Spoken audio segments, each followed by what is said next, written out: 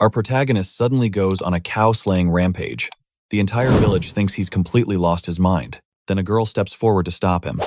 And wouldn't you know it, it's the very same girl who crushed his heart yesterday. She denies the rumors that she'd only take him back for a hefty price. Our hero overhears the whole drama and tells the nosy crowd to get lost, especially her.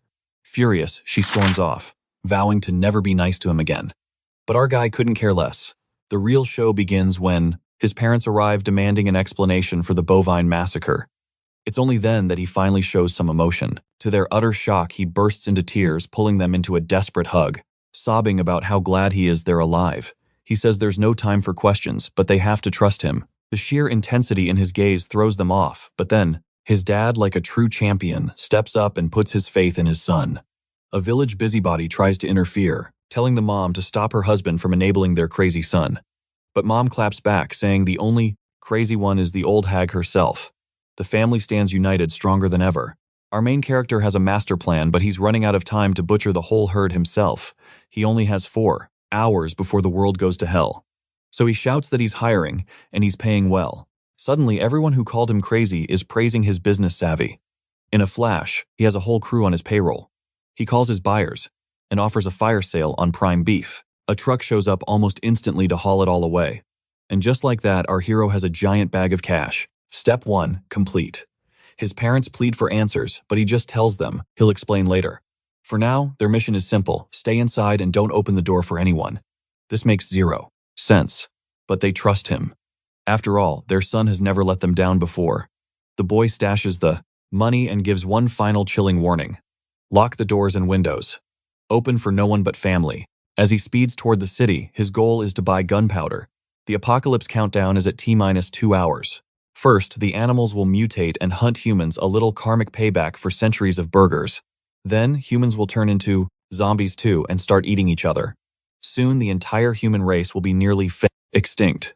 In his past life, our hero survived, but he had to watch his whole family die. He has no clue how he was reborn, but this time he's flipping the script. He's going to buy fuel, a generator, food tools, and medicine. But priority number 1 is gunpowder. He rolls up to a shady warehouse and meets a gangster named Jack and his assistant, Olivia. Our hero slams down $100,000. Jack smirks, thinking it's a dowry for his assistant, but our boy replies, "I want it all in gunpowder." Jack scoffs, claiming he doesn't deal in illegal goods. He says everything he does is legal, but our protagonist just smirks and mentions a woman who mysteriously died there some time ago. That shuts Jack up. He freezes, then tells Olivia to get the gunpowder ready. As she passes, our hero tells her that her father was a great help to him, and one day he'll repay that debt. Now, that's interesting. William races home loaded with gunpowder, shouting for his parents, but the one who answers is his brother Lucas. He says their sister Isabella isn't home yet. Our protagonist is shocked. She should have been back by now. As he gears up to find her, a terrifying thought hits him: the butterfly effect. On the way to the school, which he knows is about to become a war zone, his car slams into something. He gets out and sees a zombie dog, 1 hour ahead of schedule. The apocalypse has already begun. Meanwhile, 1 hour ago at the school, a group of girls are mocking Isabella about her brother's cow-slaying adventure. Isabella's had enough. She smacks the girl's phone to the ground, setting her up to get it confiscated by the teacher. She walks away coldly, telling the bully to be more careful. What Isabella forgot is that they're both on cleaning duty after class. And now her friend wants to play a little game of cow slicing. Her brother arrives. Her brother arrives at the school, but it's already right-sivied, in total chaos. He finds Isabella drenched in blood, but it's not her own. The other girl is vomiting, clearly infected. When Isabella runs to the balcony for help, she sees the schoolyard below is a scene straight from hell. One student looks completely feral, lunging like a goblin, but then plot armor kicks in, or maybe just dumb luck, because the author's not ready to kill her. The zombie trips over absolutely nothing and faceplants hard. But the girl with a grudge against Isabella isn't finished. She launches herself at her like a wildcat, but then her brother appears from nowhere, drop-kicking the zombie in the back of the head. Wasting no time, he whips out his trusty butcher knife and ends it right there. Already, in the car speeding back to the village and plowing through zombies, the girl tries to laugh it off. She says it's just like a video game. Seeing right through her, her brother tells her it's okay to cry. Trying not to sound soft, he swears he'll protect the entire family this time, and that finally makes her smile. Later that night, back in their village, he hands his sister over to their parents and announces he's leaving again. He has to find someone. He tells them to protect the house no matter what. Isabella tells her mom not to worry, because her brother feels different now. He leaps across the rooftops, searching for a certain someone who possessed a powerful ability in his past life. Elsewhere, a girl is desperately holding a door against a horde of zombies while two completely useless guys just stand and watch. Suddenly, the gate shatters and the undead pour in like a river of trash. But the girl notices something weird. They weren't even looking at her. That's because William was carving a path right through them. Startled by the cold fury in his eyes, she freezes. In the blink of an eye, he's at her side, slicing down a zombie that was about to take a bite. He grabs, her face frantically checking for any wounds. Thankfully, she's okay. She blushes, and he thinks she's so different from the woman he used to know. The two idiots who did nothing start whining that he didn't have to kill them. Seriously, they still haven't figured out they're zombies. William tries to explain that calling the police is pointless, but just then, guess who shows up? Jack, the local gunpowder dealer. He tries to turn everyone against William, claiming he's just spinning tales to get away with murder. But the girl Bea steps forward to defend him. He saved us, she declares. William thanks her, but says he'll prove these things are monsters. Anyone who wants the truth can come with him. When no one steps up, William smirks at Jack. How about a little trip down a dark alley to see for yourself? Jack finds it suspicious how our main character seems to know everything that's going to happen. He admits he's scared calling William a killer, but his pride won't let him back down, so he goes bringing his bodyguards. Bea joins too since the village leader is still missing. The guy with glasses also volunteers, saying he's looking for someone. The other guy offers up his van. Once they arrive, they find the leader's abandoned car and start searching. William spots footprints, blood, and signs of a struggle. They lead to a dark cave.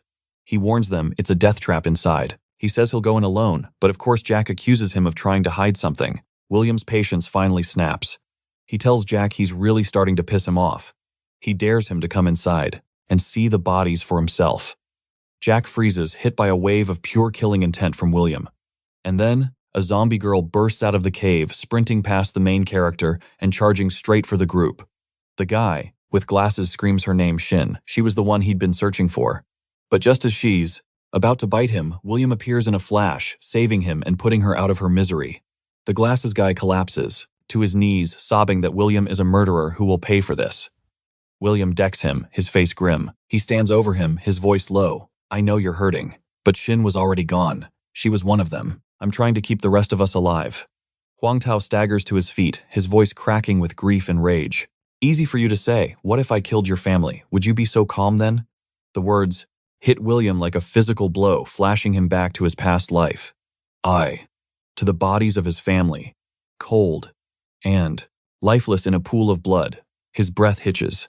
With a snarl, he yanks Huang Tao into the air, like he weighs nothing, his eyes as sharp as daggers. In this life, no one threatens my family and lives. He raises his blade, but from the side, Jack's mocking laughter cuts through the tension. Well, look at you. Maybe you're the real monster here. In that instant, a powerful hand clamps down on William's wrist, stopping the blow. He's thrown to the ground as a familiar voice growls, "Snap out of it, you idiot." Standing above him, his face grim but steady, is his older brother Lucas. Lucas just stares at Huang Tao, who's still lost in his grief, drowning in grief. Then his voice boomed. You saw her. No one wanted this. If you need a target, aim at me. Her death is my burden too, but you need to get a grip. You're there. Leader, damn it. These people still believe in you. Hango trembled, fists clenched, then gave a single, shattered nod. The silence broke. A faint cry drifted from the cave. Help, anybody help me. It was the village chief's voice. But William's senses screamed. Something was wrong. It sounded too calm, too rehearsed. One of Jack's goons just rolled his eyes. What a bunch of wimps. I'll go get him myself. With that, he marched into the darkness. He barely made it 10 feet. A wet tearing sound echoed out. His torso was sliced, clean in half, spraying a fountain of red. A hideous zombie dragged his upper body out, then tossed it aside like a bag of trash. Behind it, hundreds of glowing crimson eyes ignited the gloom. The horde was awake. The scene was worse than William could ever imagine. An endless river of the undead poured from the cave. He could fight his way through. But how could he protect Summer and his brother at the same time? Luckily, the William brothers weren't your average survivors. Trained by a retired Special Forces master, their skills were top tier. Aim for the head and use the light, William commanded. The two brothers moved as one fluid motion. In minutes, the area around them was clear. As for Jack, he was already flesh, hiding behind a tree, trying to become one with the bark. But that same creepy cry for help echoed once more. William and Lucas locked eyes. "You all fall back," William ordered. "From here on, it's too dangerous. You'll just get in our way." And with that, the two plunged into the abyss. They hadn't gone far when William froze. A desiccated corpse lay on the ground, its heart completely ripped out. And that chilling voice, whispered again, carried on an unnatural breeze. Lucas's flashlight cut through the darkness. There with his back to them sat the village chief, silent, motionless, and then his head snapped around. A pale face, vacant eyes, and from his chest, slimy tentacles began to uncoil. The thing shot towards them like a bullet. William's blade swung on pure instinct, aimed for its skull. But the moment of impact told him everything. It didn't even flinch. This was no ordinary zombie. This was a mutant. In the blink of an eye, a tentacle whipped out, smashing William against the cave wall. Lucas's flashlight beam hit the creature's face. It shrieked in agony, blinded by the light. They took their chance and bolted out of the cave. Gasping, Lucas turned to his brother. "What in the hell was that thing?" William took a steadying breath. "I think it's a cross-species infection.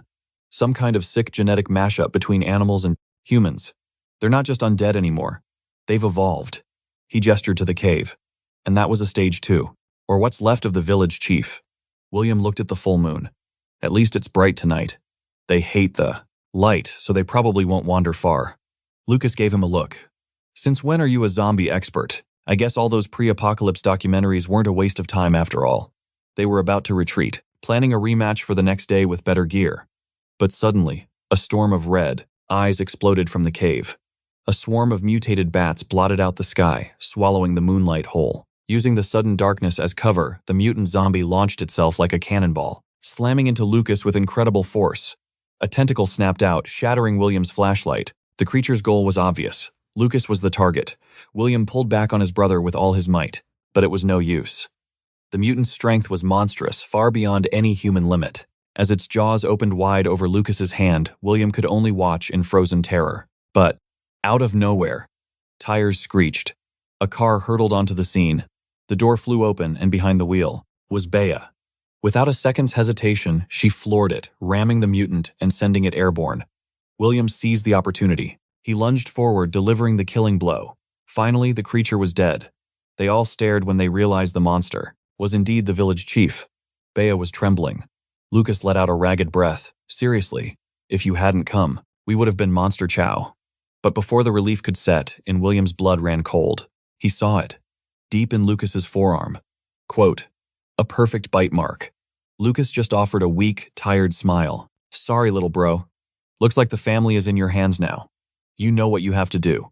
"Do I?" Those words hit William like a punch to the gut.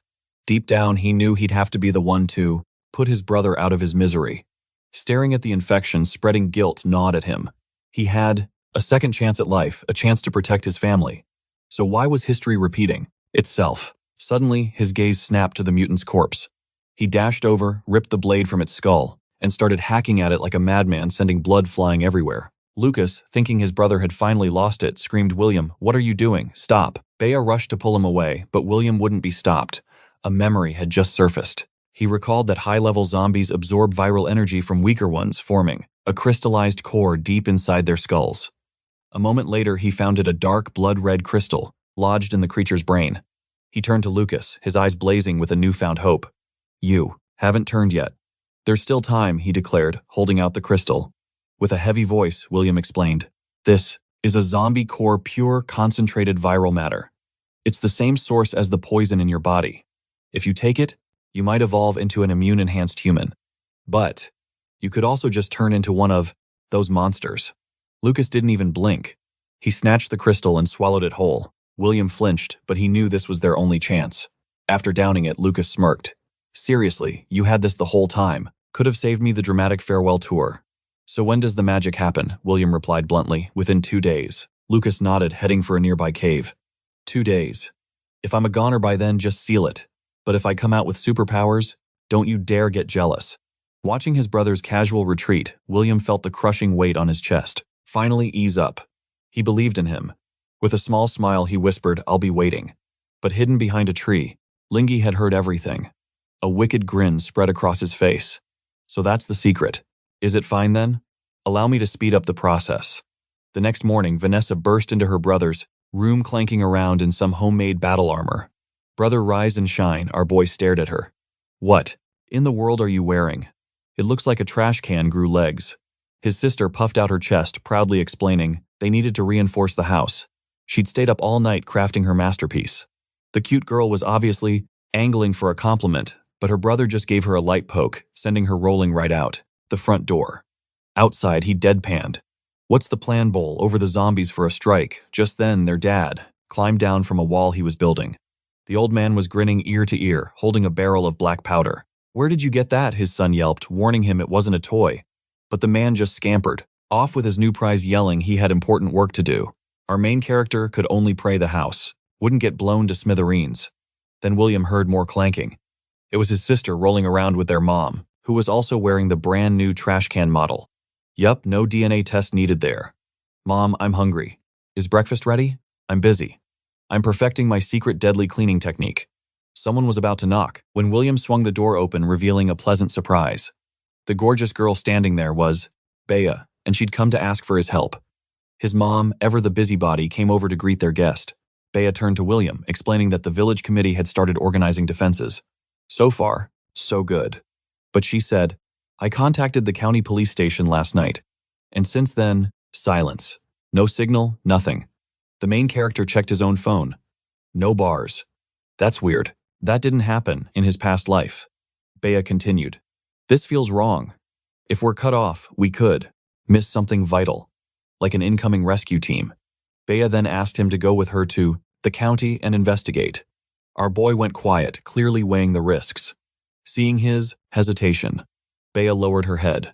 I know your brother went through hell yesterday, and now I'm asking you to put yourself in danger again. But she believed it was crucial.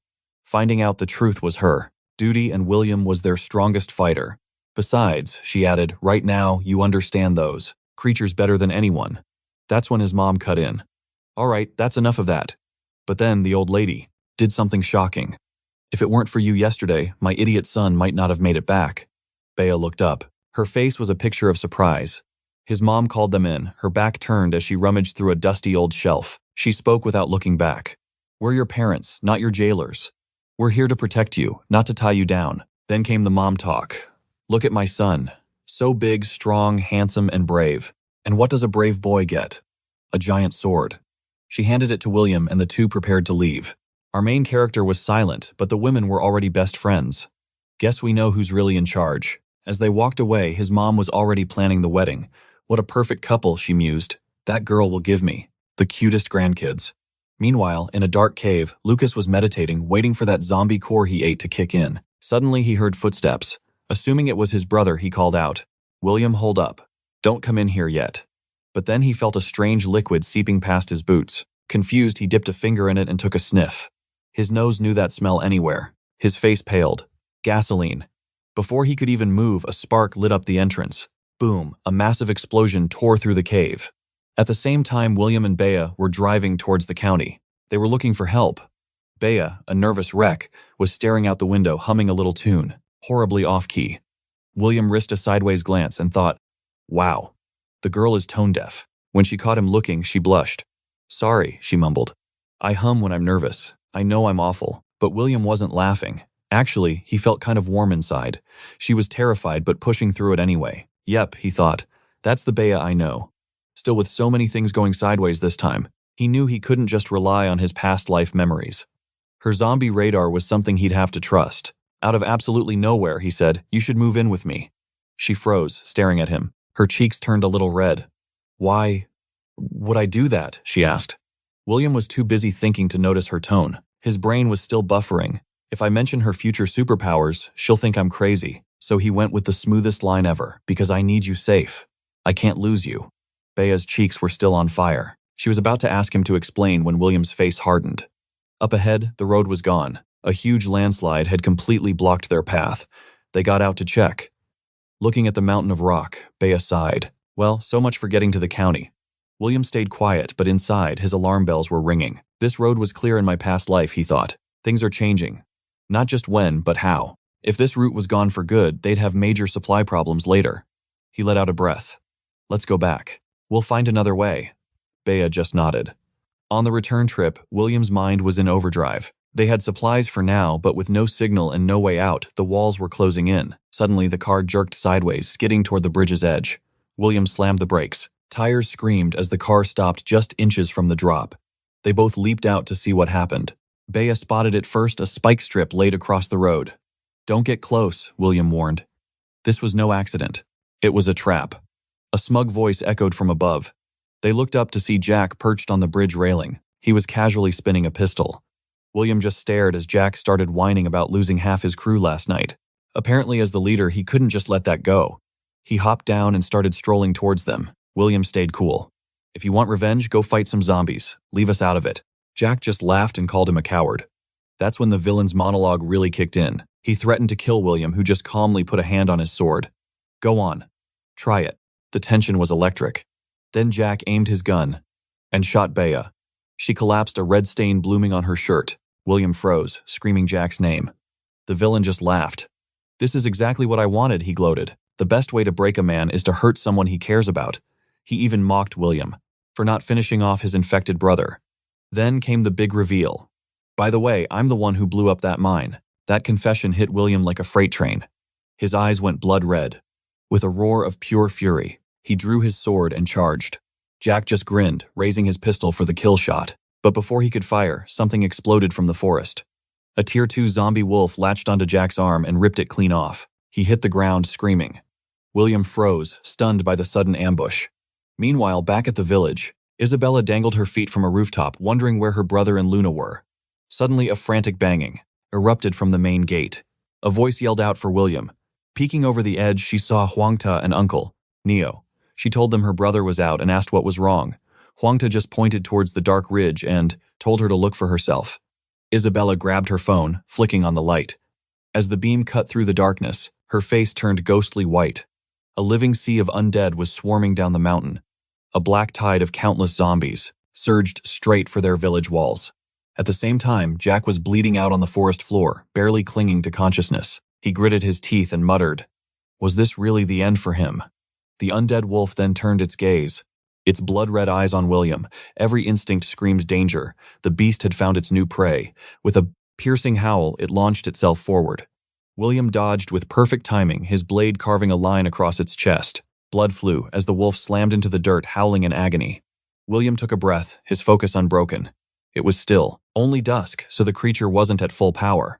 But when night fell completely, he knew they were doomed. And then, a chorus of howls echoed from the woods. His heart stopped. This wasn't just a patrol. This was a full-blown horde. He looked to the tree line just as a massive swarm poured out from the shadows. The village chief was supposed to be the source, but he was dead. So what was controlling them? The bats. Could they be the true masterminds? The thought had barely formed when the wolf attacked again, its claws slashing through the air. William spun away just in time, his heart hammering. The beast was still unbelievably fast, even wounded. He watched in horror as the deep gash on its chest sealed itself shut. Before he could process it, the wolf charged again, jaws snapping. Far away in the cave where Lucas lay buried, the ground began to shake. A deep rumble grew louder, and with a massive blast, the rocks exploded outward. Out of the smoke, Lucas emerged. A faint red aura pulsed around him. A twisted, chilling smile spread across his face. Back on the bridge, Bea was frozen in terror, watching the wolf's jaws snap shut towards William. She could only whisper, a desperate prayer. But just then, a crimson aura exploded from William's body. A fiery power pulsed just beneath his skin, a raw and unstable energy surging through him. He let out a beastly roar and slammed his fist into the wolf's jaw. The creature shrieked, reeling from the impact. Blood gushed from its mouth as it hit the ground hard. But William wasn't finished.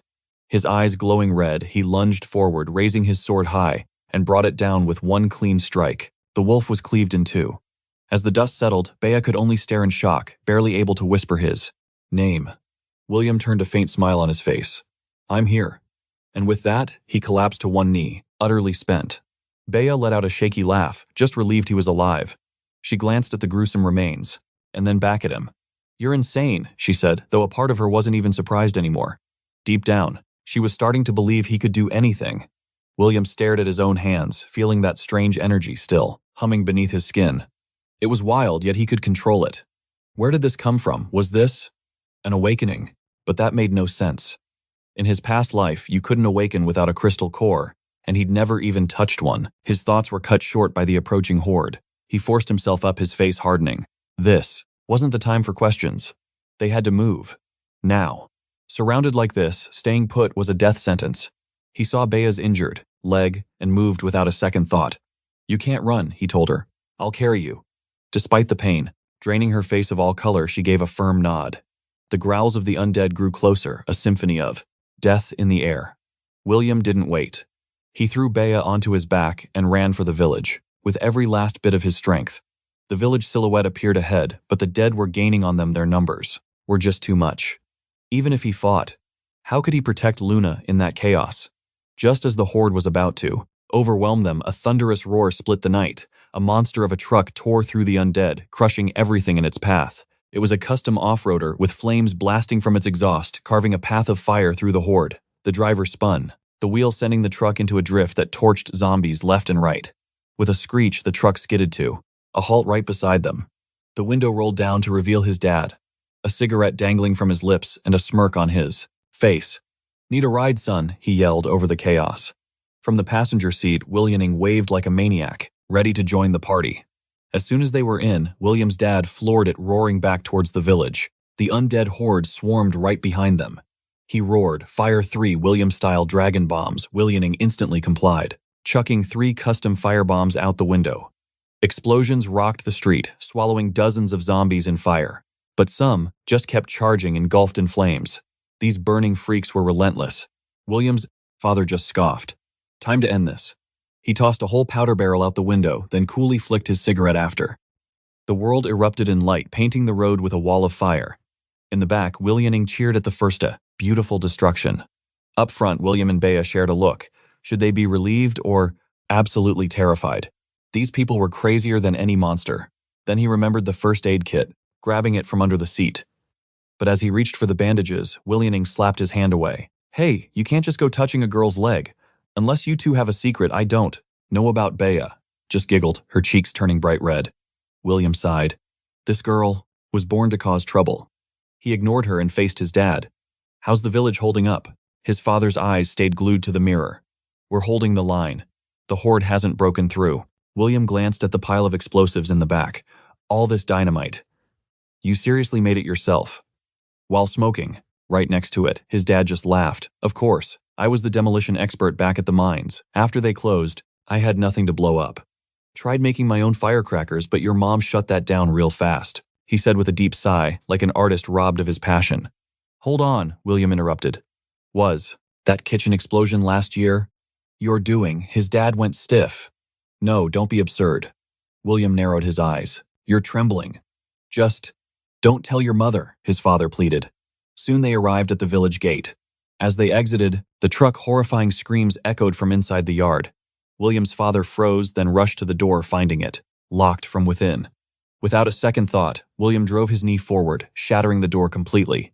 Inside, the scene was just bizarre. His mother was calmly holding a zombie by its throat with one hand. She stared it down and said flatly, "Oh, it's you. Auntie Zhang from next door. Long time no see." William and his father peeked from behind the busted door, too scared to move. Her death glare was enough to freeze hell over. William cautiously stepped forward. "Mom." She didn't even look, her other hand gripping a frying pan. "You startled me.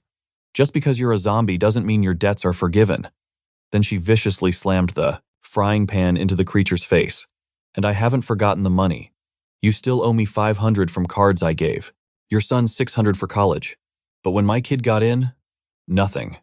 And you had the nerve to gossip about us. This is what you deserve." William stared, completely stunned. He whispered to his dad, "When did Mom get this strong?" "She's always been like this," his father said, taking a drag from his cigarette. "Back in the day, nobody in 10 villages dared to cross her. It took 5 men to even slow her down. She only calmed down after marrying me, though, to be honest, she kinda strong-armed me into it." Suddenly, a frying pan flew through the air, smacking him on the motor eyes. Back of the head. "Liar," his mother's voice boomed. "You were the one begging to marry me." Then her gaze fell on William. "And you. Kicking down the gate like you're some kind of action hero. Just you wait."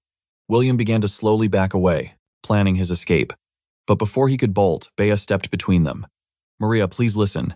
It wasn't his fault. He was just trying to protect you." As Bea finished, William's mother stopped dead in her tracks. She slowly turned, her terrifying expression melting away instantly. "Oh, Luna dear, you're here too. I was just playing around. Don't mind me. You know how easygoing I am." William just watched in silence. Her ability to flip personalities was way scarier than any zombie. Suddenly, a shriek pierced the air from the courtyard. To wall. A zombie had climbed to the top, letting out a savage roar. But before it could jump, something slammed into it, sending it flying backward. Wang Tao stood on the wall screaming, "Stop messing around, they're breaking through. A massive wave is coming from the west." William's focus sharpened. He summoned his inner power, red energy, crackling around him as he launched into the fray. All around him, his father hurled bombs, his sister fired a makeshift cannon, and his mother charged forward, frying pan at the ready. For the first time, William was certain, this time we fight together. Not a single one gets past us. I'm not alone anymore. With my family by my side, we can survive this nightmare. But just then, something felt wrong. The zombies in the back. They started to retreat. William froze. "Wait a minute. Are they retreating?" He scowled. "That's impossible. Zombies don't feel fear." But then they returned, armed with ladders, crowbars, and even power saws. They were getting organized. William's father stared in disbelief. "You've got to be kidding me. They have tools now. What is this, a zombie horde or a construction crew?" William's voice was grim. "This isn't random. Someone is pulling the strings." Through the chaos, William saw a lone figure on a distant roof. His eyes narrowed. It was Jack, the man who should have died. In that explosion, now standing tall, a twisted smirk on his face. As the family compound was completely swarmed, the undead poured in like a tidal wave. William's father gritted his teeth. "What the hell is going on? Why are they all gunning for us?" He glanced at Williaming. "Where are the explosives?" Her voice trembled. "They're gone. That was our last batch." From the side, Huang Tao yelled over the chaos. "William, they're climbing the west wall." William turned, his heart sinking as he saw them scale the barrier. "It's a feint. This whole thing is a coordinated attack." Below, Bea and his parents were completely surrounded, fighting for their lives. His entire family was trapped. William's eyes narrowed, a red aura flickering around him. "Mom, Dad, hold the yard. I'll handle the rest." Power surged through him as he leaped from the wall, diving straight into the undead swarm. His father watched in horror, a scream caught in his throat. But it was too late. The zombies piled onto William, a grotesque mountain of aggressive, rotting flesh and snapping teeth. Yet beneath the crushing weight, William was perfectly calm. He closed his eyes, summoning the storm. Within, gripping his sword, he muttered through clenched teeth. "Blood barrier, Earthbreaker force. Blood. Azura. Activate." With a single fluid motion, he swung his blade. A crimson shockwave exploded from him, obliterating everything in its path. Zombies were torn to shreds, their parts flying like confetti. As the gore settled, William stood in the center, breathing heavily. That move. It felt familiar. In his past life, he'd seen it used only once, by the Supreme Commander of the Dawn Legion, one of the most powerful heroes in history. But William knew his own version was a cheap copy. Still, it didn't matter. He didn't need to be perfect. He just needed to be strong enough to protect his family. His gaze locked onto the figure watching from the rooftop. These puppets are just a distraction. The real target is the one controlling them. To end this, I have to cut off the head of the snake. Another wave charged, but William just grinned, his eyes glowing red. "You really think this level of trash can actually stop me?" Just as he spoke, a monstrous roar shook the battlefield. A chill ran down his spine. He whipped around just in time to see a massive zombie lunging for Bea. But before it could connect, his mother swung her trusty frying pan, clobbering it right across the head. She rushed to Luna's side, her voice laced with worry. "Are you hurt? Did the thing bite you?" Luna, catching her breath, shook her head. "No, I'm fine, Maria. Where's William? He jumped into that mosh pit a second ago." Williaming chimed in from nearby. "I saw him. He looked like a total superhero slicing through. Everything, he'll be fine." But just as she said that, a massive boom shook the very ground. She slowly turned. In a crater of shattered stone and dust, William lay broken, covered in his own blood, struggling to get up. He yelled with what little strength he had left. "Stay back. Don't come any closer." Towering over him was a zombie bear from hell. It was absolutely monstrous, twice the size of a dump truck. Its body was covered in steel spikes, its eyes glowing like hot coals. Every breath it took hissed like superheated steam. This thing wasn't just mindless, it was hunting him. Pain shot through William's body, but he forced himself to his feet. Clenching his fists, he stared down the beast. This thing is my problem. I have to be the one to stop it. I won't let anyone else die. Not again. His eyes blazed to life as he unleashed every last drop of his power. A raging storm of blood-red energy exploded around him. He stood his ground, before the monster gritting his teeth. If this is how I die, I'll go down protecting my family. From the courtyard, his family screamed in terror. William, get back here, but William didn't budge an inch. The giant zombie bear roared and lunged its massive claw swinging down like a guillotine. William threw himself aside, but just before the claw hit, a loud crash echoed, followed by a cool, familiar voice. Well, well, so you can use this trick too, huh? And here I was thinking you'd gotten lazy. As the dust cleared, William Ming stood there casually, blocking the bear's claw with a single hand. Sorry I'm late, little brother. William's eyes went wide with shock. All right, big bro's turn. William Ming smirked, rolling his shoulders. That took a second. With a simple twist of his arm, he launched the giant bear into the sky. It soared like a derailed freight train crashing into a district pile of ruins with a deafening boom. William Ming casually dusted himself off, still breathing. That's one tough, oversized hamster. He turned back calmly, saying, I've got this. Go do what only you can. William's eyes flashed like cold steel. Understood. He slowly pivoted his gaze, locking onto Jack on the brang, distant rooftop. Memories of his past life surged forth, his family dying before his very eyes, his own useless screams echoing in the dark. The bitterness, the rage, the endless nightmares. This time with this power I will erase anyone who threatens them. William stepped forward, his voice like ice. Jack, so you're still alive. Jack turned his severed arm, now a grotesque wolf-like claw.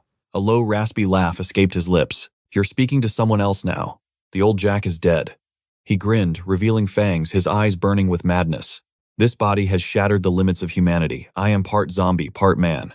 With all my intelligence and control, I command the horde, yet I keep my mind. In this apocalypse, I am the king. Below, the horde of undead swarmed toward the building. Jack stood tall, basking in the dark power, coursing through him with a smug smile. You know, William, I really should thank you. I've been wondering, how could I possibly repay this gift? And I've finally decided. Shing. He never finished. In a flash of steel, William's blade descended. Jack's head was split clean in two. Blood erupted like a fountain. William coldly sheathed his sword. Still, the same coward, just with a bigger mouth. And you? Think you're fit to be king, he turned, scanning the battlefield. With Jack gone, his brother should have an easier time.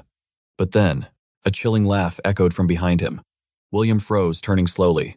He watched as Jack's body rose again. The gash in his skull knitted itself shut, flesh pulsing as bones snapped gruesomely back into place. His eyes now glowed a feral red. He grinned, his voice deeper, monstrous. Face it, William. Your blade can't kill me. William's eyes widened in shock. He raised his sword defensively. He inherited the zombie wolf's regeneration. I have to end this now. But before he could move, Jack was beside him, a shadow in the wind. His voice was poison in William's ear. We are the same, William. This is our era. Join me. The dead will be our army. The living our food. Humanity will kneel before us as livestock. He gestured to the swarming horde. I even brought you a little welcoming gift. I cleared out all those inferior bloodlines for you. Below them, the zombie. Tide crashed against the walls. Inside, William's parents, Bing Bing and the others, were barely holding the line.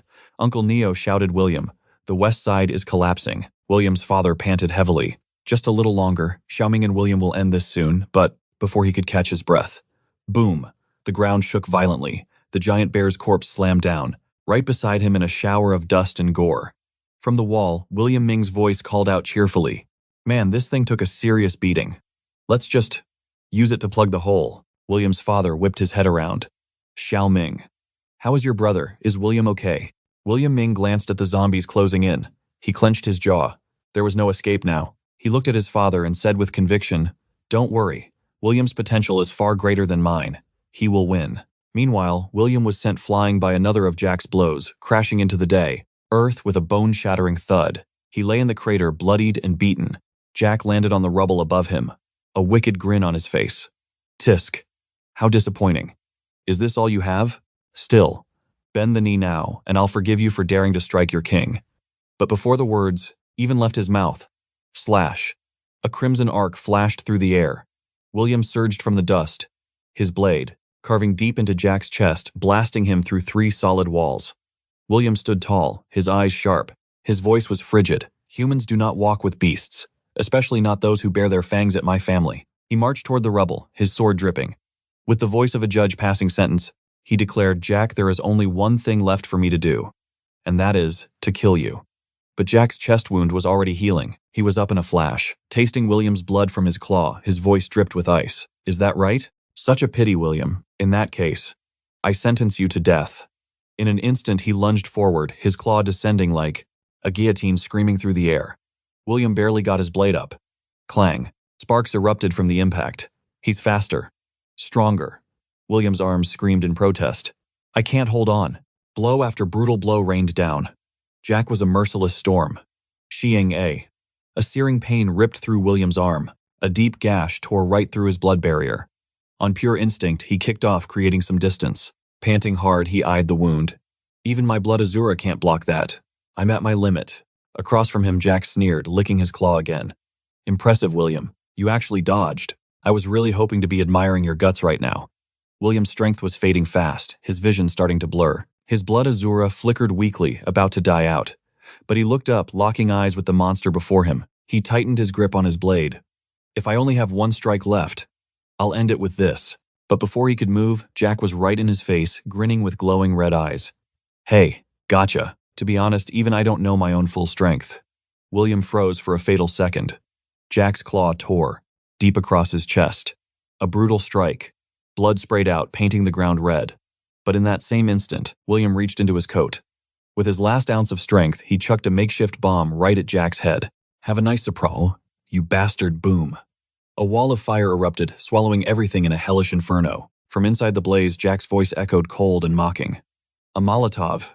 You really think that's enough to kill me?" As the smoke cleared, Jack emerged without a scratch. But William was gone. He blinked, then muttered.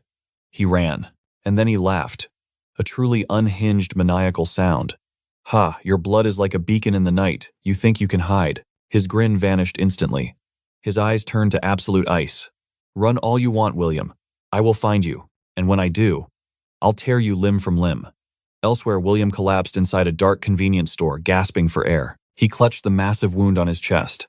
Sweat, blood, and pain became one, but his grip on his blade never loosened. Leaning against a cold shelf, his eyes fixed on his arm, the bleeding had stopped. It wasn't healed, but it was enough. A flicker of surprise. Blood Azura can heal, but his relief was cut short. His energy was almost gone, just enough for one last move, one final chance. Outside footsteps echoed. Then Jack's voice, booming and cruel. "A gas station. Really, William, some people just have no taste when it comes to dying. You chose your own coffin like a commoner." His claw scraped along a rusted van. Screech sparks flew with every inch. The metal screamed in protest. He slowed his pace, his voice low like a predator, explaining the rules of the hunt. "Tell me, William, do you know why wolves hunt even when they're not hungry?" Jack stalked forward, his voice almost reverent. "It's to feel their prey's terror, to watch their desperate hope get crushed after every clever little trick fails. That final moment of absolute collapse, it's the finest spice." With a twisted grin, he kicked a nearby car. Crash. The car flipped like a child's toy, landing with a deafening shriek of metal. His eyes fell to the ground. He followed the blood trail. It led straight to a nearly invisible tripwire, glistening with gasoline. Above it, a glass bottle, another Molotov ready to drop. Jack scoffed, his smile widening. "Did you really think I'd be that stupid? That I'd follow your little trail and walk into this trap like a blind fool?" He slowly raised his claw. His eyes narrowed. "No, no. The strongest scent, quote, is coming from up there." Flash. With an explosive leap, Jack slashed, upwards, tearing straight through the roof. The ceiling shattered, raining down in a storm of steel and splintered wood. Debris scattered everywhere. And through the settling dust, a blood-soaked jacket landed at Jack's feet. He snatched it, confused. His eyes narrowed. Just a jacket. But before he could process it, whoosh Jua exploded from the shadows, appearing right in front of him. In one smooth move, he threw a handful of white powder right into Jack's face. Jack howled in agony, clawing at his burning eyes. "Jua, what the hell did you do to me?" Jua stepped closer, his voice perfectly calm. "That's salt. You couldn't smell it." A slight smirk touched his lips. Then again, I don't think you can smell anything anymore. And you can't see either, can you, Jua? Advanced his voice cold and precise. You inherited the zombie, wolf strength, but you also got its greatest weakness. A wolf's nose has over 200 million scent cells. It can distinguish over 2 million different smells. For you, that sensitivity just turned simple salt into pure, absolute agony. He locked eyes with the writhing monster. Jack, you drop your guard when you think you've figured out a trap. You may call yourself a king, but you're no different. Just a blind mutt choking on your own pride. Jack's eyes blazed with fury. Jot Jua, I'll murder you. I'll rip you to shreds. Jua just raised his sword completely unfazed. You won't get the chance. Blood energy erupted. From his arm engulfing his blade in a crimson tempest. Blood Azora, world splitter. The sword fell in a blinding red arc. Boom, Jack was slammed deep into the earth, a shockwave tearing across the land. Dust and smoke billowed out, revealing a massive crater. Jot Jua stood at the edge, peering into the abyss. Still breathing, he muttered. Heh, you monsters are a tough breed to kill. Down in the pit, Lingi lay broken and bleeding, but still defiant. I am a king, I don't die. But then his expression shifted. His eyes shot open in horror as he saw a thick, oily liquid rising around him, stinking of gasoline. What is this? He screamed terror, replacing his rage. Jot Jua's voice echoed cold and distant. Those little firebombs weren't going to be enough. He paused, looking down into the crater, then up at the sky. So, I wondered, could a whole underground fuel tank blow a monster like you straight to hell? His voice remained chillingly calm. No anger, no passion, just absolute finality. This gas station is your tomb. Goodbye, Jack. Back at the village, Jot's father stood guard at the gate. Suddenly, a colossal explosion shook the entire horizon. He stared in confusion. What in the world? And then, a brilliant fireball blossomed in the distance like a second sun rising from the ruins. Jot's father watched in stunned silence, his face lit by the fiery glow. The sun is up, he whispered. Look, Joing shouted with excitement. Everyone turned. The horde of zombies that had besieged them all night was finally retreating. As the tide of death pulled back the foe, exhausted defenders let out smiles of pure relief. Meanwhile, Jot Jua glanced at the real rising sun. He smiled faintly and began his walk home, but a weak voice called out from the rubble. Leaning against a collapsed wall was a pale, fading figure. Jot, help me. Her head slumped forward as she lost consciousness. Jot froze, then slowly turned around. Lie. Back at their house, Joing glared at her brother with her arms crossed. Bro, are you some kind of pervert? What guy just strips a girl in the middle of everything? Jot Jua sighed, annoyed. I was just checking if Lee Chin was bitten. You can't just drag someone home because they look fine. Countless groups have been wiped out by that one mistake, he added defensively. Besides, I wasn't wearing a shirt either, so it was technically fair. Joing just rolled her eyes. That somehow makes you sound even creepier. Good thing I showed up when I did. If Icy had seen that. Jot opened his mouth to argue, but a door creaked open. Luna stepped out, her expression calm. She's okay, she said. I checked her. She's just completely drained mentally and physically. She'll wake up soon. She paused, looking at the two. Why do you both look so strange? Joing coughed, forcing a bright smile. Nothing. We're just glad you're all right. Icy Jot turned to her, his voice softening. Thanks. For everything. Luna looked down, replying quietly. I didn't really do anything. You two are the ones who did all the hard work. After a brief rest, Hang Tao, Uncle Nyo, and Luna got ready to go. They needed to sweep the village for survivors while there was still light, a duty for members of the village council. Just as they were leaving, Jot Jua called out, seeing the sadness in Luna's eyes. Luna, don't blame yourself. No one could have seen that zombie tide coming. We can't save everybody, but as long as we live, there's always hope. Luna looked back and offered a gentle smile. I know. Thank you. From inside their car, Zhou Ming chuckled. Not bad, little bro. You're finally learning to talk like a normal person. Jot Jua watched them drive away, whispering, this time, the ending is finally different.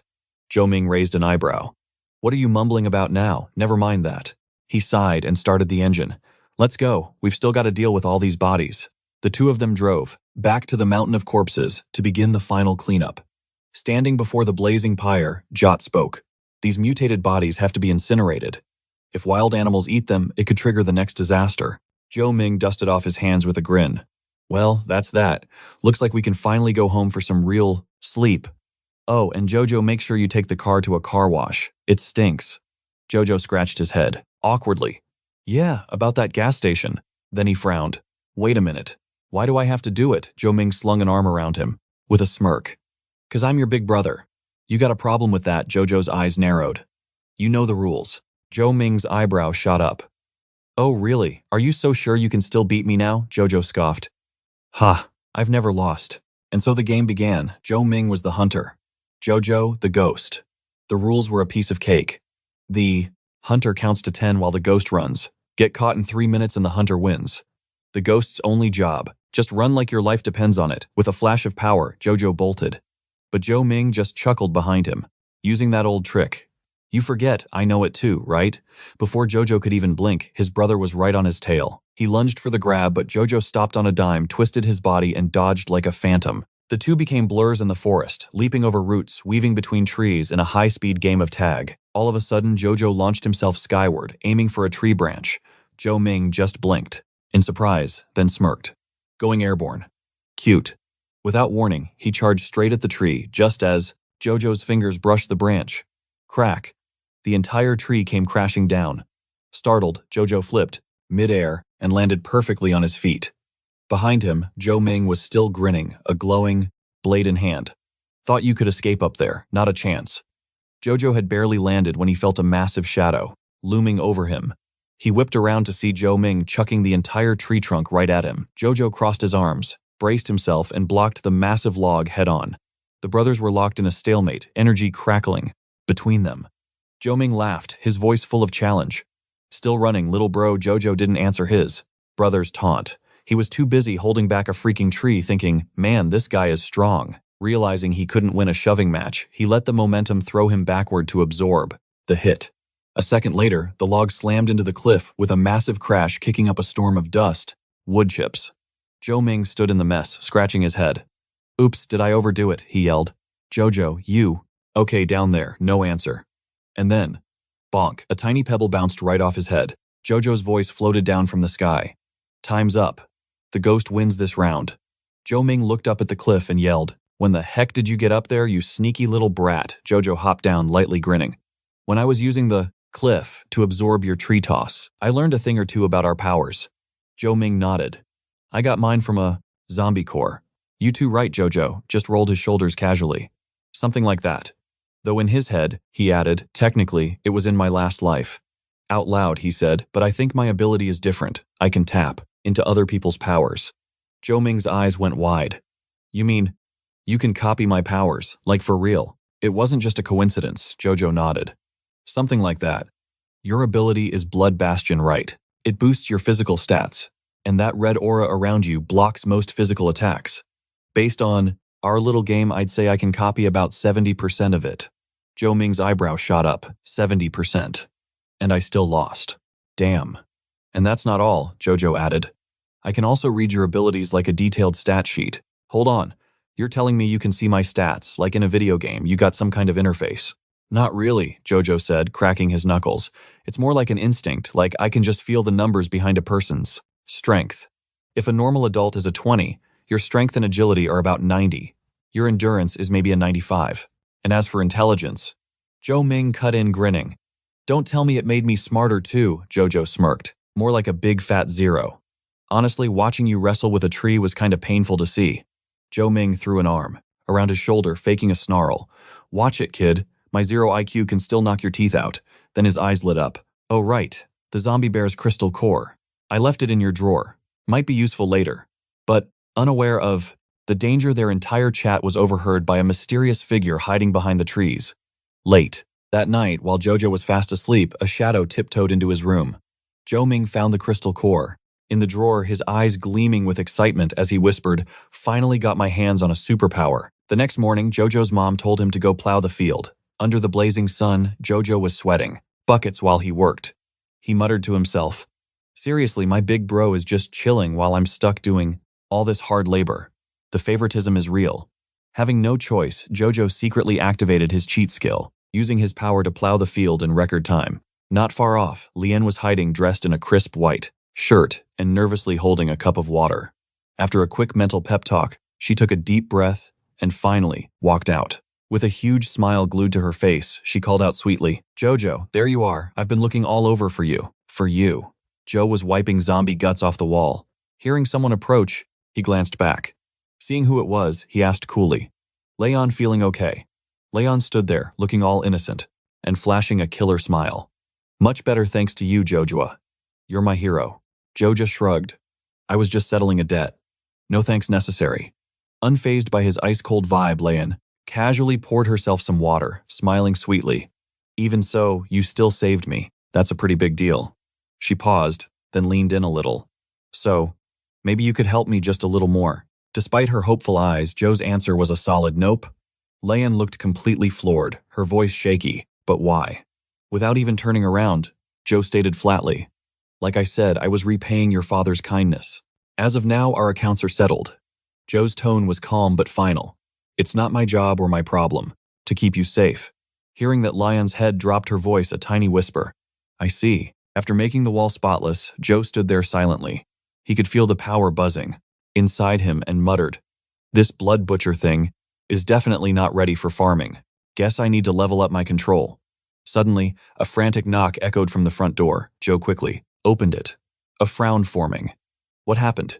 Inside, Bea and the others who had gone, looking for survivors, were slumped on the sofa, looking totally defeated.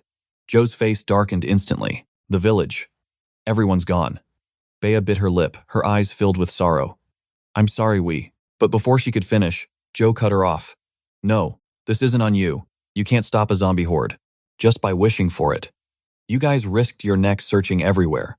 You've done more than enough." After a heavy silence, Uncle Neo finally asked, "So, what's the plan?" Joe replied calmly, "Simple. Take a shower, get some rest, and then we'll eat dinner." His eyes were steady. "No matter what happens, we are still alive." After cleaning up, Bea emerged in Isabella's spare clothes. She tugged at the fabric awkwardly. "This is a little snug." "Do I look weird just then?" Joe's mom shouted from the kitchen. "Luna, hurry, food's on the table," Bea quickly replied. "Coming, auntie, thank you." At the dinner table, Joe's dad and the others were already laughing. Spotting Bea, Joe's mom gave a sly grin. "Luna, come sit by Joe." Bea nodded sweetly. Okay. From the side, Olivia watched the happy family scene, her own smile freezing on her face as she looked incredibly awkward. Once everyone was settled, Joe's dad raised his glass with a serious look. "All right, everyone's here." He scanned the table. "You all know the situation. We're the last ones left in Chinshan village. We have no clue what's happening out there, and all communication is dead." He paused, his voice gaining strength. "But we made it. We survived the zombie tide, every last one of us." He held his glass high, a smile on his face. "From this day on, we're a family. We'll have each other's backs and fight to not just survive, but to live. Cheers." But just as they were about to clink glasses, Isabella's drink dropped and shattered on the floor. Lucas immediately, we noticed, asking with worry, "Isabella, what's wrong?" Isabella's eyes had turned blood red and sweat was pouring down his face as he made weird grunting noises. William instantly activated his power, watching the way, clearly unstable Isabella. Before he could react, Isabella lunged at him with a totally crazed look on her face. She chomped down hard on William's arm, but William stayed perfectly calm, not even flinching. Nearby, everyone was yelling Isabella's name, trying to snap her out of it. After a tense second, the red in Isabella's eyes started to fade. William asked softly, "You back with us?" Isabella blinked, letting out a confused, "Huh." She slowly looked around at everyone's office, horrified stares. Her face turned bright red as the sheer embarrassment of what she just did crashed down on her like a ton of bricks. It was a social apocalypse. William sighed then, without missing a beat. He decked her right in the stomach. He threw her over his shoulder and called out to the stunned group, "I'm taking her out for some air. You guys go on and eat. Don't worry about us." And as they saw Isabella spectacularly vomiting over William's shoulder, everyone just nodded, totally buying the excuse. Outside, Isabella was crouched on the ground, holding her head in shame. "My life is over," she mumbled. "I'm socially dead, completely useless." From behind, William scolded her sharply. "You actually swallowed a crystal core. You were lucky this time, but you think that luck will last forever." Hearing his stern voice, Isabella quickly apologized, her voice barely a whisper. "I'm sorry. I just really wanted powers too." William looked at her exasperated. He thought to himself, "Good thing I felt her awakening energy early. Otherwise, she would have scared the daylights out of me." He sighed, ruffling her hair gently. "All right, fine. I'll teach. you how to control your powers. Close your eyes. Imagine that ability is a current of energy flowing through every inch of your body. William guided her patiently. Your power is now a part of you. It's an instinct just like breathing. He smiled faintly. Now use that new power to feel the world. Tell me. What do you see? Isabella closed her eyes and did as he said. Slowly sensing the changes around her, she whispered, I see life. Her eyes snapped open, glowing with a soft light. I can see the flow of life. Everywhere, she said, a wave of realization hitting her. I feel like I can control it. She carefully focused her life energy into the ground. In an instant, the potatoes buried in the dirt sprouted, tiny green shoots. In just a few seconds, they grew into fully mature plants. Staring at them, Isabella gasped in shock. Did I just fast forward their growth? From the side, William chuckled. Looks like you did. But when Isabella saw William use the exact same power to grow more potatoes, her eyes went wide, as saucers. You have this ability too. William just smiled without answering. She grabbed her head in utter despair, wailing. I dreamed of shooting laser beams, summoning storms, or at least transforming into a magical girl. And, I'm stuck with farming. This is so not fair. William shot her a helpless look, muttering, what kind of crazy stuff goes through your head all day? But deep down, a serious thought lingered in William's mind. The chance of awakening powers from a crystal core is almost zero. Yet his brother and now Enzi both succeeded. This couldn't be simple luck. He felt it had to be connected to his own abilities. The next morning, a rooster crowing in the yard met its end when William swiftly grabbed it by the neck. Annoyed, he grumbled, You're way too loud. He turned to Uncle Neo, asking, Uncle, where'd you even find a rooster this early? Uncle Neo just laughed, holding up a hen. Got a hen too, they're from my own flock. Was hoping to raise them for eggs and more chicks, he explained. A few years back, the village poultry farm needed help, so they gave me a few birds as thanks. I never had the heart to eat them, so I just kept raising them. Hearing that, William remembered the poultry farm wasn't far from here. After a quick chat, the group decided to go check it out. They hoped to catch some chickens and maybe find some eggs that could still be hatched. On the way, Hang Tao glanced nervously at some bodies on the ground. They're not going to jump up as zombies, are they? He leaned in for a closer look, frowning. But it looks like they were taken down with some kind of sharp weapon. William, walking ahead, replied calmly, Relax. Zombies don't show up in the daytime. Just stay out of dark basements and you'll be fine. Feeling a bit safer, they cautiously entered the factory. Still on edge, Hang Tao mumbled, I wonder what the outside world is like now. Hope it's not all gone like our village. Uncle Neo immediately jumped in full of confidence. No way, we humans have advanced weapons. I bet someone will be here to rescue us soon. Hearing their exchange, William spoke up quietly. It's better not to get your hopes up. His eyes darkened. The real terror isn't the zombies. It's the virus. The destruction it's causing is far worse than anyone imagined. Right now, the only people we can count on are ourselves. Uncle Neo and Hang Tao fell silent, their faces filled with worry after William's grim reality check. A moment later, Uncle Neo found a box in a cabinet. He grinned. Look, eggs, if we control the temperature just right, we can hatch these ourselves. Hang Tao scratched his head, confused. But isn't this weird? Why are there only eggs? Where are all the birds? William and Uncle Neo shared a puzzled look. He was right. Even if the chickens were dead, there should be some remains. As the mystery deepened, a loud, sharp honk echoed from the doorway. Startled William spun around to see a massive white goose standing at the entrance. The giant goose flapped its wings, almost as if it was greeting them. Hang Tao's face lit up. Our lucky day, a live one, he yelled.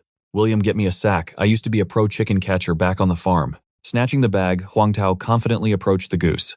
With a few swift, practiced moves, he had the goose in the bag.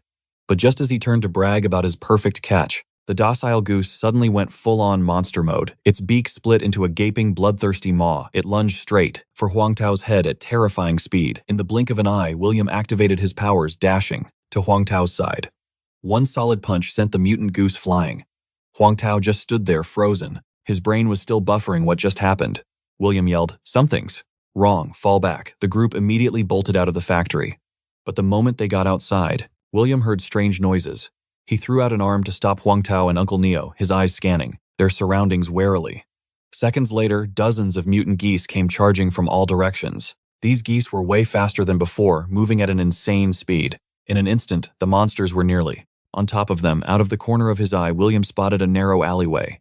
Without hesitation, he yelled, "This way," and led Huang Tao and Uncle Neo toward it. But there was a problem. They were just regular guys. It wasn't long before their stamina gave out and their pace slowed to a crawl. William quickly noticed. They were running on fumes. Looking over his shoulder, he saw the mutant geese closing in fast, relentless. With no other choice, William decided to use another ability, growth, a power he'd copied from Isabella.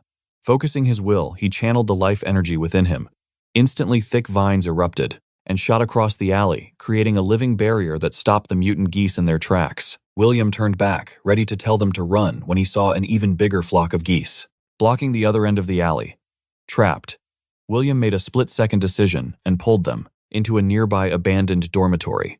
Once inside, Huang Tao and Uncle Neo collapsed against the walls, gasping for air, pale and drenched in sweat. Uncle Neo looked at the courtyard swarming with mutant geese and sighed. "Looks like we're trapped. William, you might have a chance, but me and Xiao Huang are probably done for." Hearing this, William's expression hardened. "This was my mistake. I got us into this.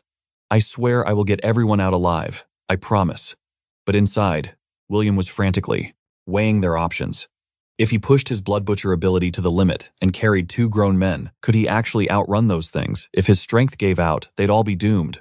Just as William braced himself for a desperate charge, Huang Tao suddenly shouted, "Wait, there's a computer here, and the power's still on." William turned to him confused. Huang Tao's hands were already flying across the keyboard. "Good news. The local network's still up. I might have a way out." At that moment, violent thuds shook the door. William pressed his weight against it, shouting, "Huang, whatever you're doing, hurry up. This door won't hold." Huang Tao typed furiously and yelled back, "Give me 5 minutes, no 3 minutes." Gritting his teeth, he growled, 3 minutes. I'll handle these damn things." Hearing that desperate countdown, William knew there was no the way that flimsy door would last 3 minutes. If they were going to survive, he had to take the fight to them. Without hesitation, he channeled his blood butcher power and slammed his fist into the door. With a deafening crash, the iron door launched forward like a battering ram, instantly smashing the nearby geese into a fine pulp. William strode out of the room, still gripping the broken doorknob. Another wave of mutant geese charged at him, screeching. Narrowing his eyes, William raised the iron door in front of him like a shield, absorbing their brutal assault. In a flash, he gathered his energy into his left fist and punched the door with full force. The impact generated a massive shockwave, blasting through the corridor and reducing the charging geese to a bloody mess. As the hallway fell silent, William let out a breath of relief. That should buy us a little more time. But in the next instant, he saw something horrifying. The shattered flesh of the mutant geese began writhing and fusing back together. Inside the room, Uncle Neo shouted anxiously, "Xiao Huang, are you done yet? William is fighting for his life out there. You need to hurry." Huang Tao, frantically working the keyboard, yelled back, "Almost there. Just one more step." He silently prayed, "Hang in there, William. Just a little longer." While the file downloaded. Outside, William's jaw dropped at the monstrosity taking shape before him. It was a massive, disgusting beast. A hulking monster, made of mutated goose meat. This blood-soaked abomination opened its giant mouth and let out a terrifying roar. Then it slammed into the iron door with insane force. William felt the impact rattle his bones. His heart sank. Asterisk. This is bad times, he thought. Asterisk. The blood butcher's shield is about to break times. And just like that, he was sent flying, backward, crashing hard onto the ground. William coughed up blood, his strength fading fast. As William struggled to his feet, he saw Uncle Neo standing before him, gripping a long stick, facing that disgusting flesh monster all by himself. With a look of grim resolve, "Uncle," Neo said, "William, get Xiao Huang and run. I'll hold it off." William wiped the blood from his mouth. He was about to argue, but Uncle Neo spun around, shouting, "Don't hesitate if we waste time. We're all dead." But before he could finish, William was already on his feet, moving to his side and pulling him back. Quietly, but with total conviction, he said, "I promise to get everyone home, and I'm not leaving anyone behind." As he spoke, William's eyes began to glow. One burned with the crimson of the blood butcher. The other shone with the emerald green of life force. He calmly faced the charging monster, once more fusing both powers into his right hand. He could feel the immense power of life and destruction twisting inside him. William knew for sure. This time, he was going to win. In the very next moment, William charged head-on into the flesh monster. The fusion of his two abilities unleashed a wave of power he'd never felt before. With one single devastating blow, he shattered that disgusting creature into a million pieces. As the monster collapsed, the powers inside William's body started to fade away. An overwhelming wave of exhaustion hit him. His body wouldn't move. He couldn't even lift a finger. And just when he thought it was over, a loud piercing honk echoed down the hall.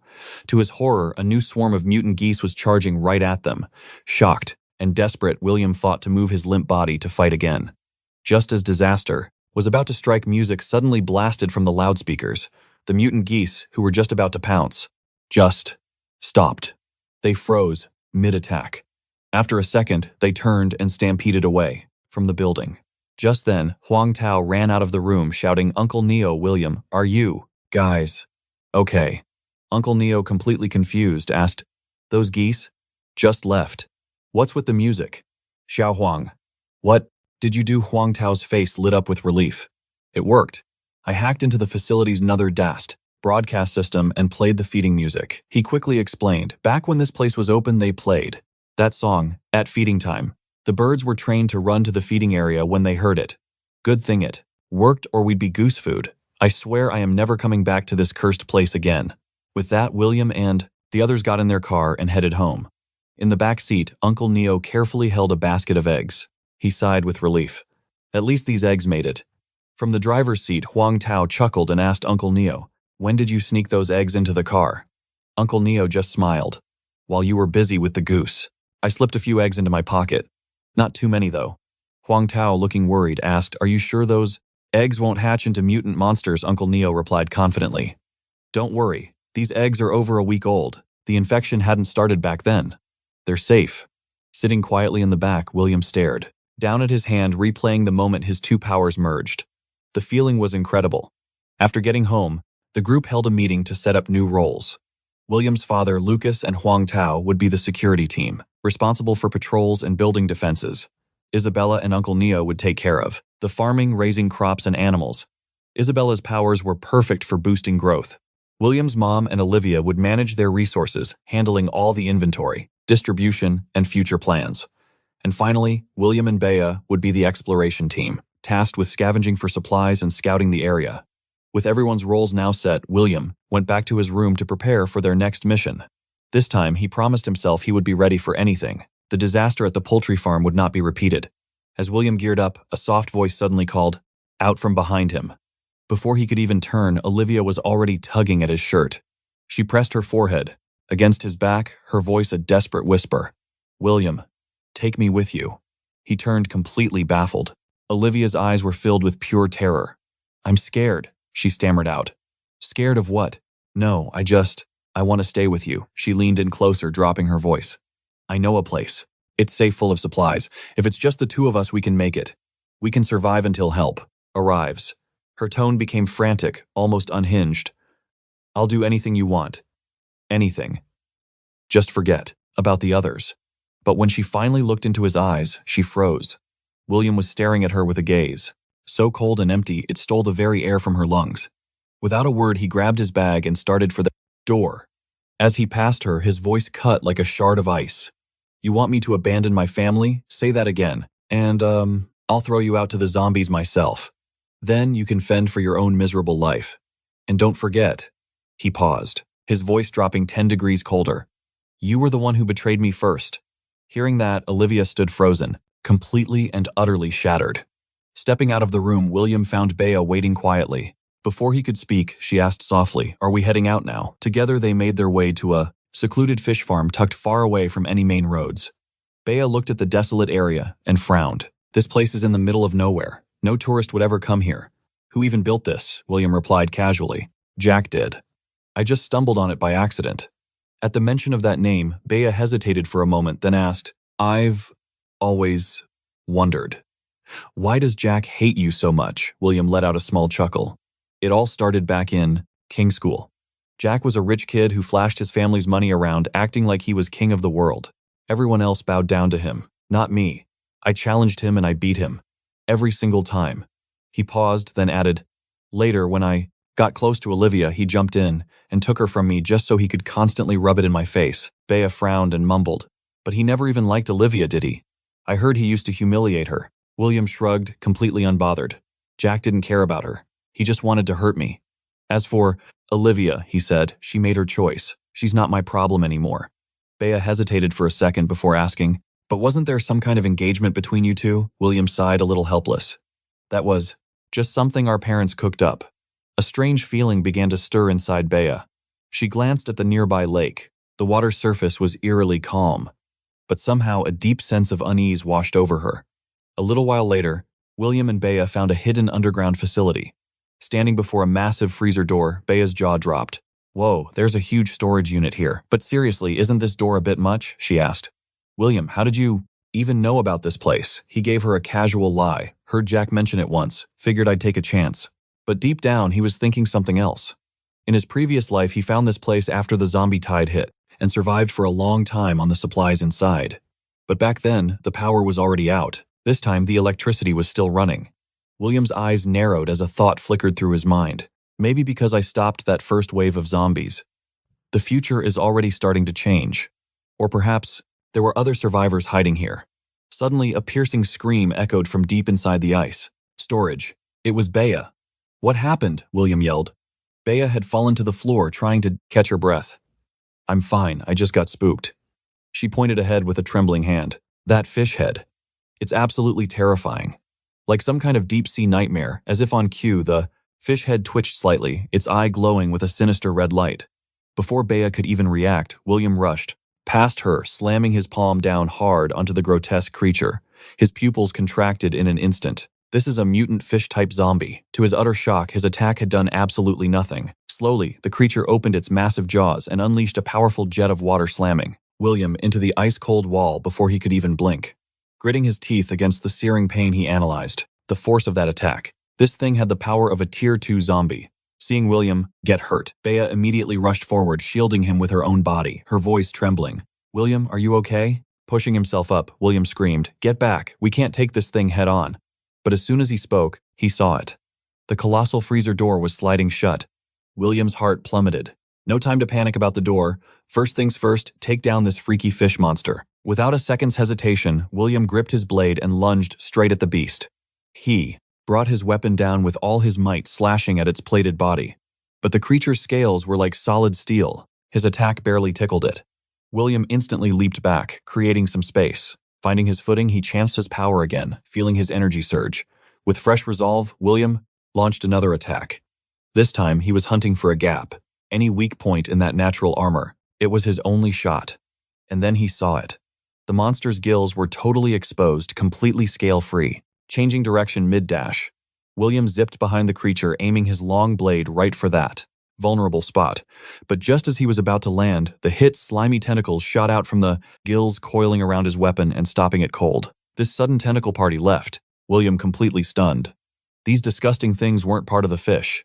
They were parasitic, mutant worms hiding inside, only popping out to play defense for their host. Seizing William's moment of shock, the fish monster whipped its tail, slamming him into a pile of junk on the floor. He was left dazed and struggling for air. William lay helpless in the rubble. The fish monster loomed over him, its mouth opening as a high-pressure water jet started to form, ready to finish him off.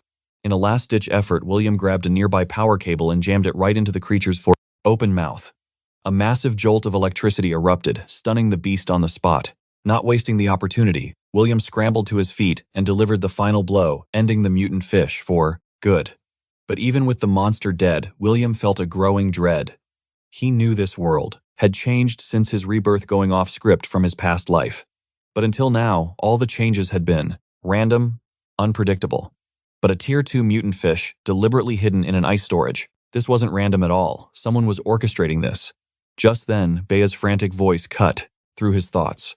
William, are you okay? William turned his face calm. I'm fine, but we need to leave, now.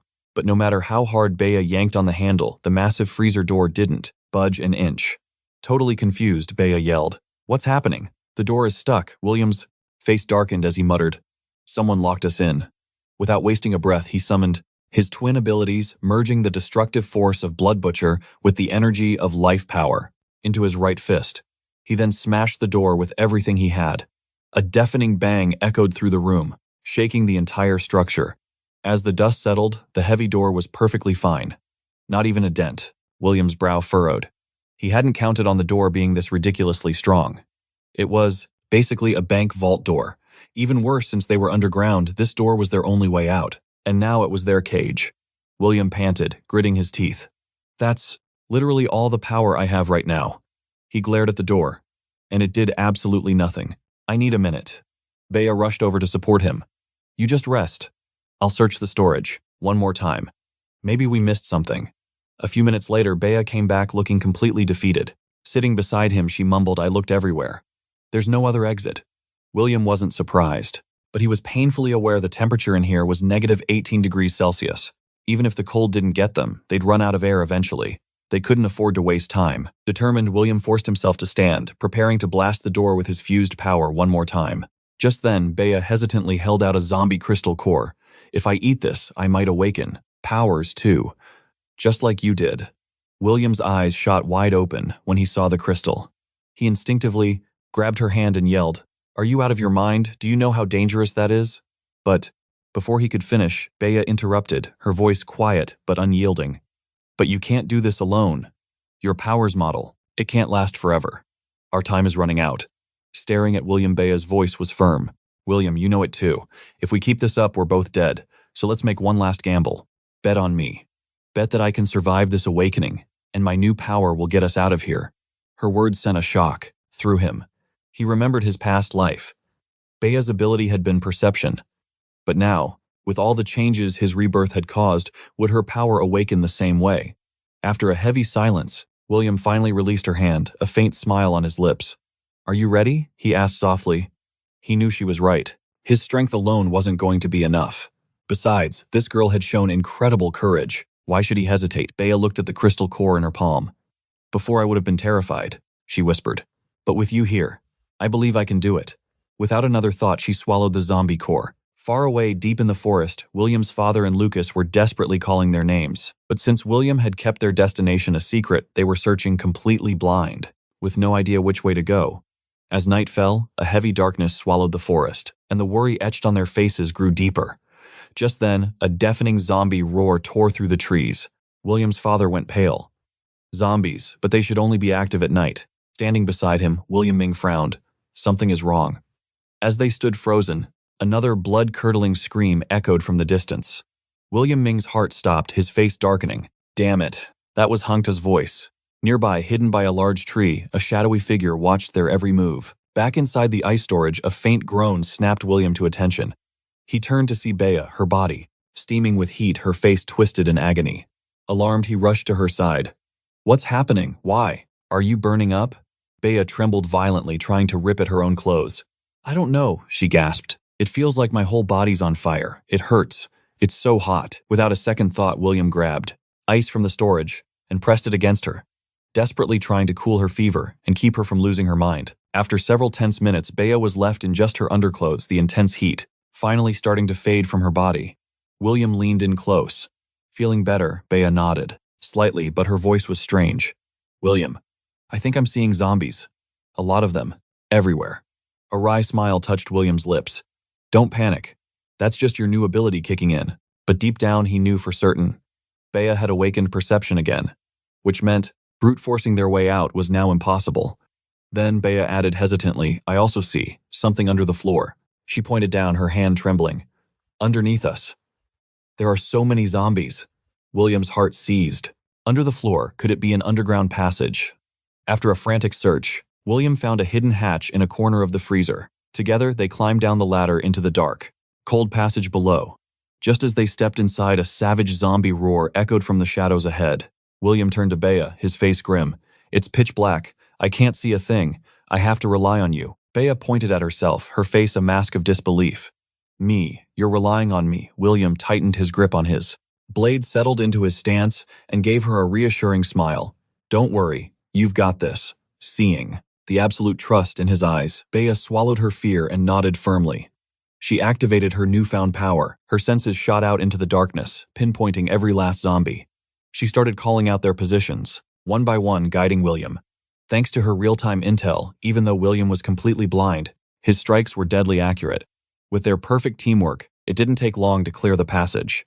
Soon, they reached the end of the tunnel. They found themselves in a cramped storage room piled high with debris. They scanned the area carefully, searching for a way out. But there was nothing. No passage leading to the outside world. Just as their hope began to fade, William's eyes caught something. Pointing to the side, he whispered, "There's a waterway. It has to lead to the main fish pond." Without hesitation, they plunged into the water, following the submerged passage toward the pond. For a moment, Bea thought they had finally escaped. They had almost reached safety. But from the murky water, a mutated leviathan lunged for her before she could even blink. Its massive jaws clamped shut around her. In an instant, the beast started dragging her into the abyss. William lunged forward without a second thought, grabbing Bea's hand, trying to yank her free. But the monster's grip was like steel. They were locked in a hopeless tug-of-war. As the creature pulled her under, Bea knew if this kept up, she would only drag William down with her. With a sad, bittersweet smile, she met his eyes. And under William's horrified gaze, Bea tore her hand away, letting the icy darkness swallow her whole. William could only watch, paralyzed, as she sank. His mind flashed back to his past life, to the moment he'd left her to die. Not this time. In this life, he swore he would never let her go again. Without a trace of fear, William dove in, swimming with everything he had, toward the monster. At the same time, he unleashed his power. Growth instantly thick, aquatic, vines shot up from the lakebed, ensnaring the thrashing creature. Within seconds, the monster was completely immobilized. From inside the beast's mouth, Bea weakly opened her eyes. Through the gloom, she saw William swimming for her, a desperate angel in the dark. She tried to scream his name, but darkness took her again. When she finally awoke, the world was spinning. Instinctively, she shot up, crying out in a panic. Hearing her voice, William turned around, a small smile on his face. "You're awake," he said softly. He offered her a can of food. "I heated some. Up for you. Eat. You need your strength." He smirked slightly. "As for the local fish, let's just say they're off the menu." Bea took the can quietly. "Thank you." She hesitated for a moment, then asked, "What about that giant fish? The last thing I remember is you." And then nothing. William answered calmly. "It's at the bottom of the lake, probably feeding its relatives by now." He paused, then added, casually, "It was big, yeah, but not nearly as tough as those mutated fishermen we fought." His tone grew serious. "But the mutation will spread through the water. This is happening everywhere. There's no stopping it now." After a heavy silence, Bea softly called, "William." Her voice was a mix of emotions. "Back in school, you were always so quiet, so hard to approach. I thought you were stuck up, so we never really talked. But after the outbreak, you've saved my life over and over again." "Why?" William looked away, avoiding her gaze. He said quietly, "At first, I needed your awakened ability to protect my family."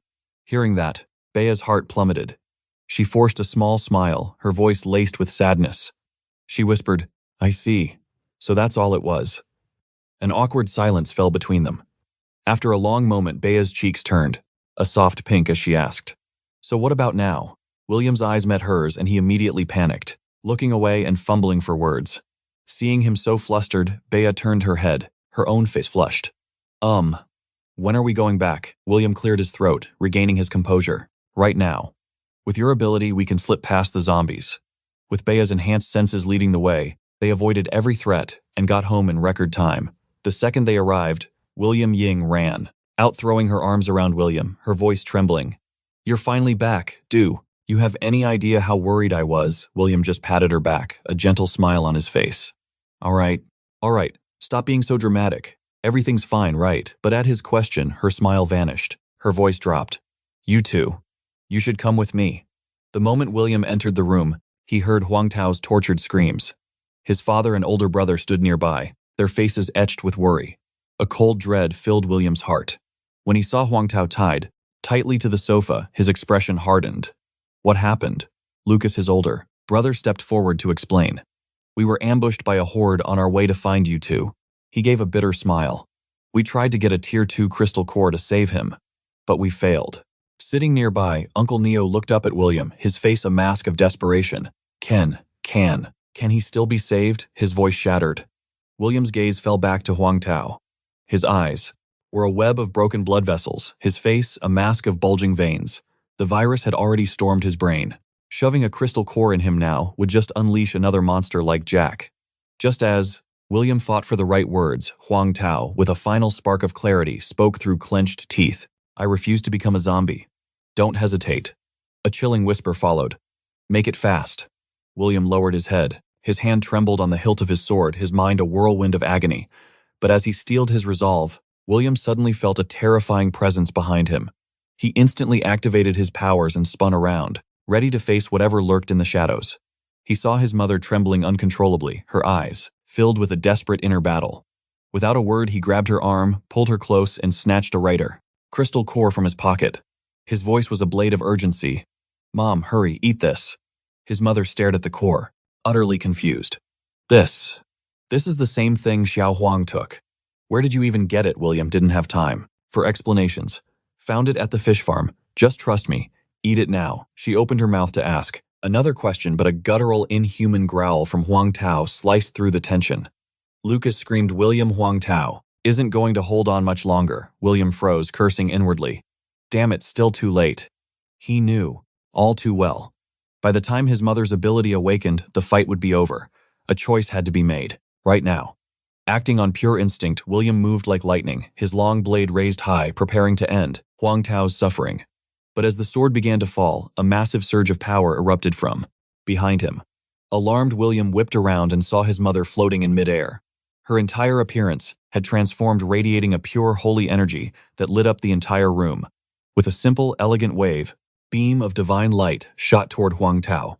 In an instant, the zombie virus rampaging inside him began to dissolve into nothing. His savage, blood-red eyes cleared, returning to a normal human gaze. Moments later, Huang Tao stared at his healed body in total shock, bursting out with joy.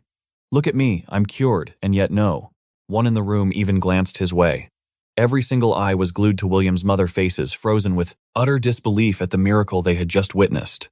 Everyone was floored. Not only had William's mother awakened, but her very appearance had changed, glowing with a new vibrant life. Seeing his mother's purification power awaken, William finally let out a long, shaky breath of relief. He then explained that his mother's new ability could emit a holy light, cleansing the virus from anyone still human. However, for those who had fully turned, that same light would act as a lethal, purifying flame. As for why he had known she would awaken such a power, William just said, I sensed it. And honestly, he had no idea how he had that kind of perception. All he knew was that it felt just like when he'd sensed his brother and Enzi's powers awakening, and this sixth sense of his seemed to be getting stronger over time, but it wasn't perfect. He couldn't sense Bea's ability, nor could he borrow it. William could only theorize, for now. His sensing and copy powers were likely restricted to his own bloodline. The more family members that awakened, the more his own power would grow. After everyone finally left to rest, William turned to Bea, his voice low and serious. Let's begin. Luna, can you scan the area and tell me how many zombies are nearby? Bea nodded softly, then unleashed her full sensory ability. As her range expanded further and further, it didn't take long for Opsalt her to map out the positions of the surrounding horde. She whispered to William, There's about 100 near the minefield woods and another 100 around the back hills. Hearing that, William immediately asked, Any second, tier zombies spotted. Bea nodded slightly, replying, Yes, 3 of them. William's mind began to race. 1 for Dad, 1 for Huang Tao, and 1 for Uncle No. If each of them could successfully hunt and absorb a core, the entire household's combat strength would skyrocket. Just as William was forming a strategy for the hunt, Bea suddenly gasped, her expression tightening with alarm. The zombies. They're all moving at once. She focused harder, her voice growing more urgent. They're all converging on a single location, pushing her senses. Even further, Bea soon spotted something that made her blood run cold. Right in the center of the gathering horde stood a lone human figure. When Bea finally got a clear look at that person's face, she froze, her own face, a mask of pure shock. It's Jack, and his entire zombie horde is heading their way. William's blood ran cold, he remembered, watching Jack burn to a crisp. How could he be back? Was Bea seeing a ghost? William's jaw clenched. Damn it. So it was Jack who locked us in the ice storage. His mind raced, connecting the dots. The forest ambush. That was him too. Asked, What's the plan? Should we build up the walls again? But William just fell silent. Then his voice turned ice cold. At this rate, Jack needs about a day to gather his army and launch an all-out attack. A dangerous glint appeared in his eyes. We're not going to wait for them. We're hitting them first, and he will never see it coming. Deep in the woods behind the hills, William stood like a statue. He scanned the area, his voice slicing through the silent trees. Jack, I know you're here. Show yourself. On a nearby boulder, a figure slowly rose. It was Jack, the man who was supposed to be a pile of ash. He sneered, staring daggers at William. Well, look what we have here. You came all this way just to die. William's face was a mask of stone. Is that so? He shot back. Weren't you the one playing dead last time? Jack's face twisted in fury. Shut up, he roared, and without another word, he lunged. His claws flashed, aiming right for William. But William's eyes narrowed. He dodged, and in a single fluid motion, his blade sliced across Jack's chest. As blood flew, William noticed something. Faint burn scars still marred Jack's body, and suddenly it all made perfect sense. A cold smirk played on William's lips. So I was right, he taunted. Your wounds never healed. That's why.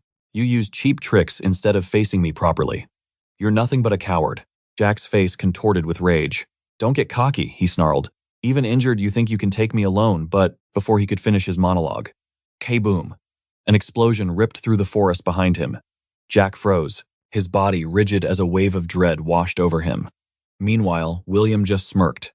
Let me guess, you were about to brag about your backup. Too bad. I knew all about them. My team already intercepted them. This time, Jack, you're staying dead. Elsewhere, at the sound of the explosion, William's dad stood perched on a massive tree branch. He looked down at a battlefield littered with zombies. Laughing like a madman, he bellowed, Surprise, I've been waiting for you, now burn. All of you. Meanwhile, on the ground, William's mom calmly eyed the horizon. From the tree line, another zombie wave charged. Without even blinking, she unleashed her full purification power. Holy energy, the ultimate zombie killer erupted in ghostly blue flames. The undead turned to dust instantly. Watching the swarm get vaporized, William's mother felt her own power surge, and she chuckled. Not bad.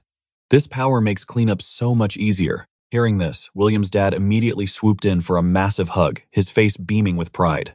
You're incredible, darling, he cheered. But she just shoved him away with a look of pure disgust, choosing to contact Bea on her earpiece. Point A is clear, she reported.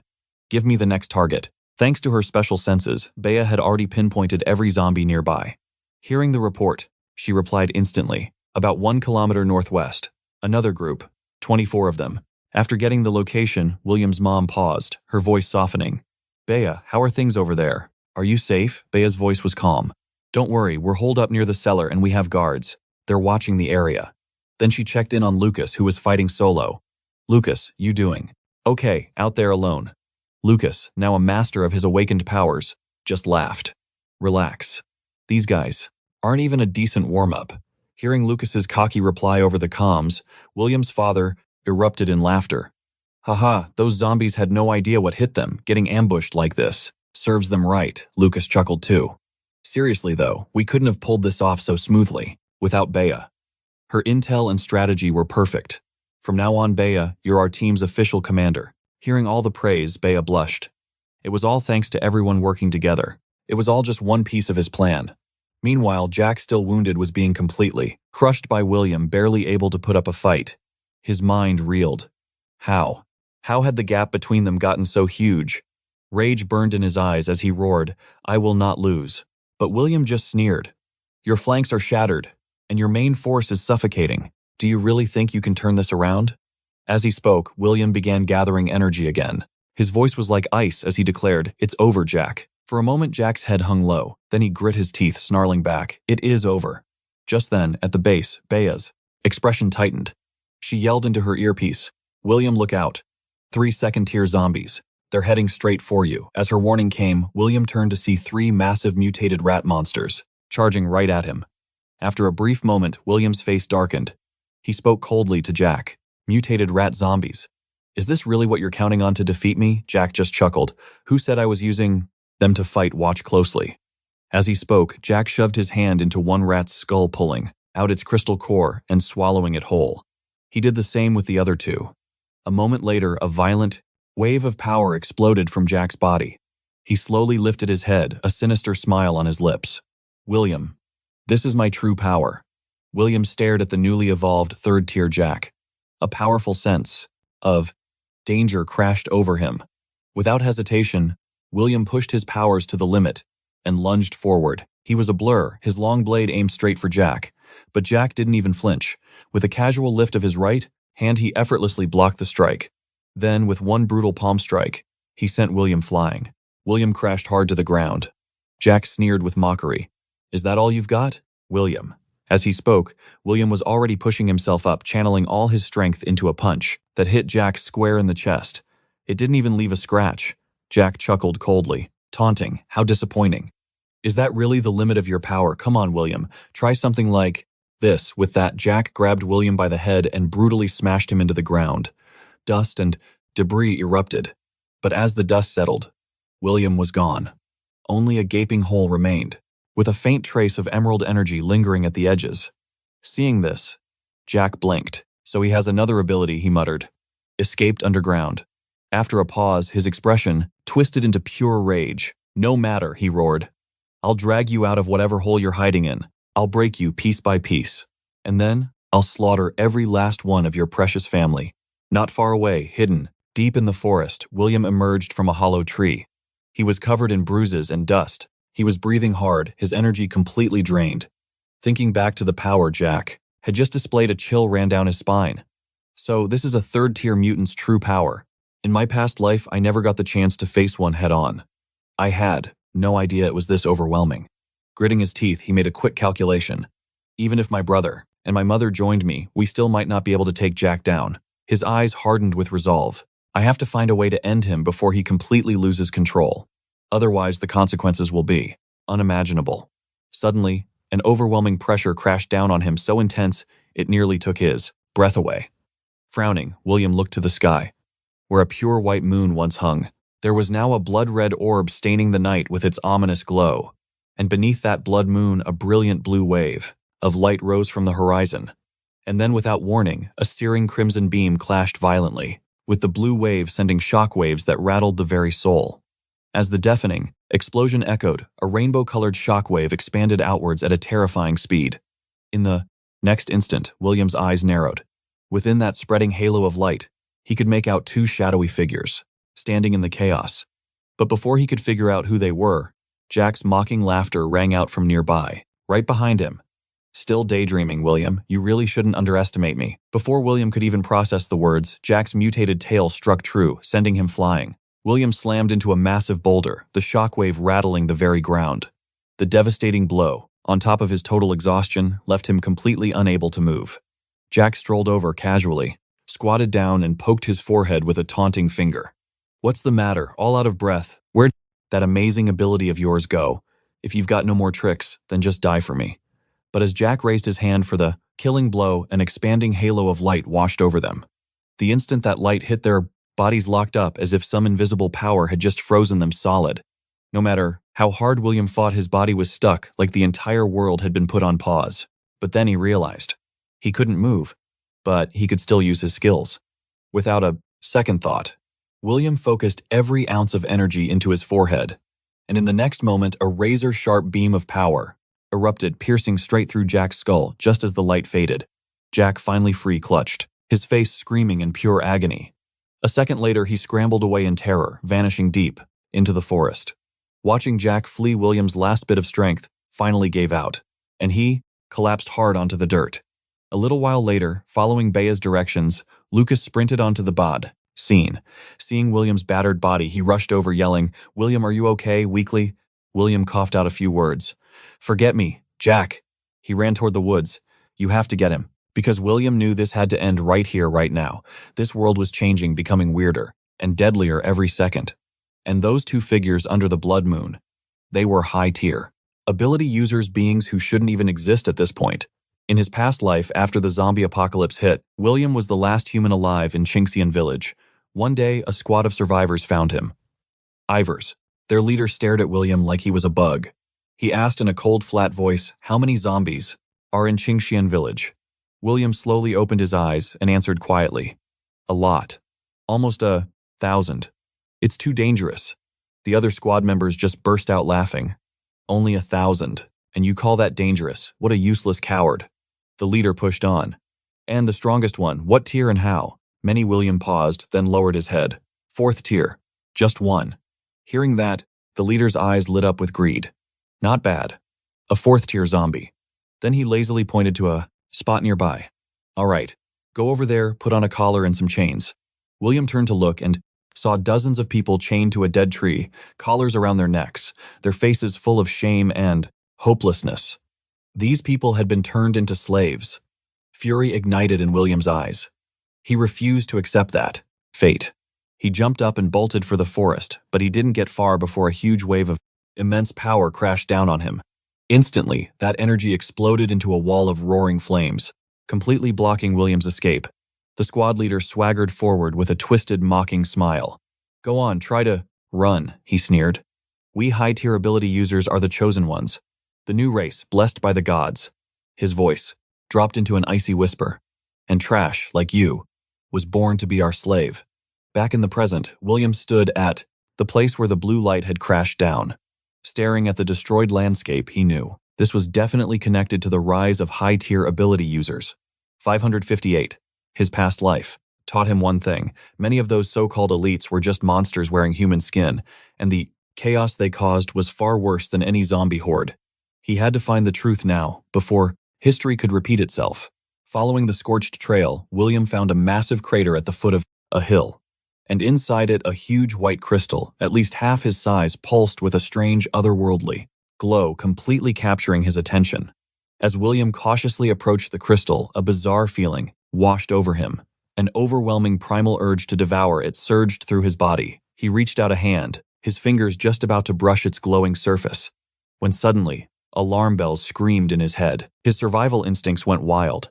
Instantly, he triggered his ability and leaped backward, creating distance from the crystal. His eyes narrowed as he shouted, "Who's there?" In the next second, a shadowy figure materialized right behind him. The stranger let out a soft chuckle. "Well now, it seems you're the only one left. This place," he noted, glancing at William's glowing fingers. Now pointed at his throat, the man just smirked. "Not bad. Quick reflexes. You've got potential worth grooming." William's face was a mask of ice. The energy at his fingertips hummed ominously. In a low growl, he demanded, "Back off. I won't ask again. Who are you?" Hearing the icy threat, the man just chuckled and waved his hand dismissively. All right, he said casually. "The name's Takahashi, a third-tier ability user." But before the words even finished, William's eyes flashed. He instantly channeled energy into his fist, launching a savage punch straight for Takahashi's face. Yet Takahashi's chill expression never wavered. He simply released a tiny pulse of his own power. And just like that, the space around him warped like a bizarre mirage. In the stack, blink of an eye, Takahashi was gone. As William braced himself, Takahashi's voice floated over from beside the white crystal. "Man, kid, you really have no chill," he sighed. "It was just a little test. No need to go for the kill shot." He gestured lazily at the giant crystal. "Relax. I'm not after you, your family, or your friends. I'm just here for that. The original core." Hearing this, William finally relaxed his stance a bit, his face still a storm of confusion. "Original core? What's that?" Takahashi blinked, then let out a disbelieving laugh. "You're kidding. I thought you were here because you sensed the treasure." He scanned William from head to toe, shaking his head with a smirk. "Looks like you're just a freshly hatched first-tier newbie after all." Takahashi didn't even try to hide it, explaining with a grin. "Ever play an MMORPG? This crystal is a major level-up item." He snapped his fingers and went on. "Ability users get stronger by absorbing zombie cores, but that only gets you to Tier 4 max. To break through, you need these original cores." As he spoke, he tapped the massive crystal with one finger. A chunk roughly the size of a palm broke off, floating right into William's hand. Staring at the glowing fragment, William narrowed his eyes. "This isn't free, is it? What's your price?" Takahashi just smirked, his tone easy. "Smart kid. Let's just say one day I might need a favor. For now, just focus on getting stronger." As he spoke, Takahashi's form began to fade into the warped space. Right before he vanished, he threw out one last cryptic bomb. "Oh right, almost forgot. Gods are very, very real in this world." With that, both Takahashi and the massive core disappeared without a trace. Left all alone, William stood frozen, the man's final chilling words echoing in his mind. He muttered to himself, "Gods, no way. That guy's got to be crazy." William tried to force himself to believe it was impossible, that gods couldn't exist in this world. But then he recalled the words of a survivor leader from his past life. High-tier ability users are the new humans chosen by the gods. Slowly, the die-hard atheism William had held onto for so long started to crack. He whispered, "If gods are real, then did they cause this apocalyptic nightmare. As doubt flooded his mind, a faint blue light began to shine from the cracks beneath his feet. The sudden surge of energy made William instinctively tense up. He frowned, his eyes locked on the source. In the crater's center, a blinding pillar of blue light shot towards the sky. When the intense glow finally died down, William saw it floating there. A crystal shard pulsing with a sinister blue light. Staring at the strange object, William wondered aloud, did this thing spawn from where the original core was? But before he could figure it out, the blue crystal began to vibrate violently, then rocketed towards him at insane speed. In the next moment, the crystal shot forward like a bullet, slamming directly into William's body before he could even blink. William's eyes blazed with an intense blue light as his body convulsed, cries of agony escaping his lips.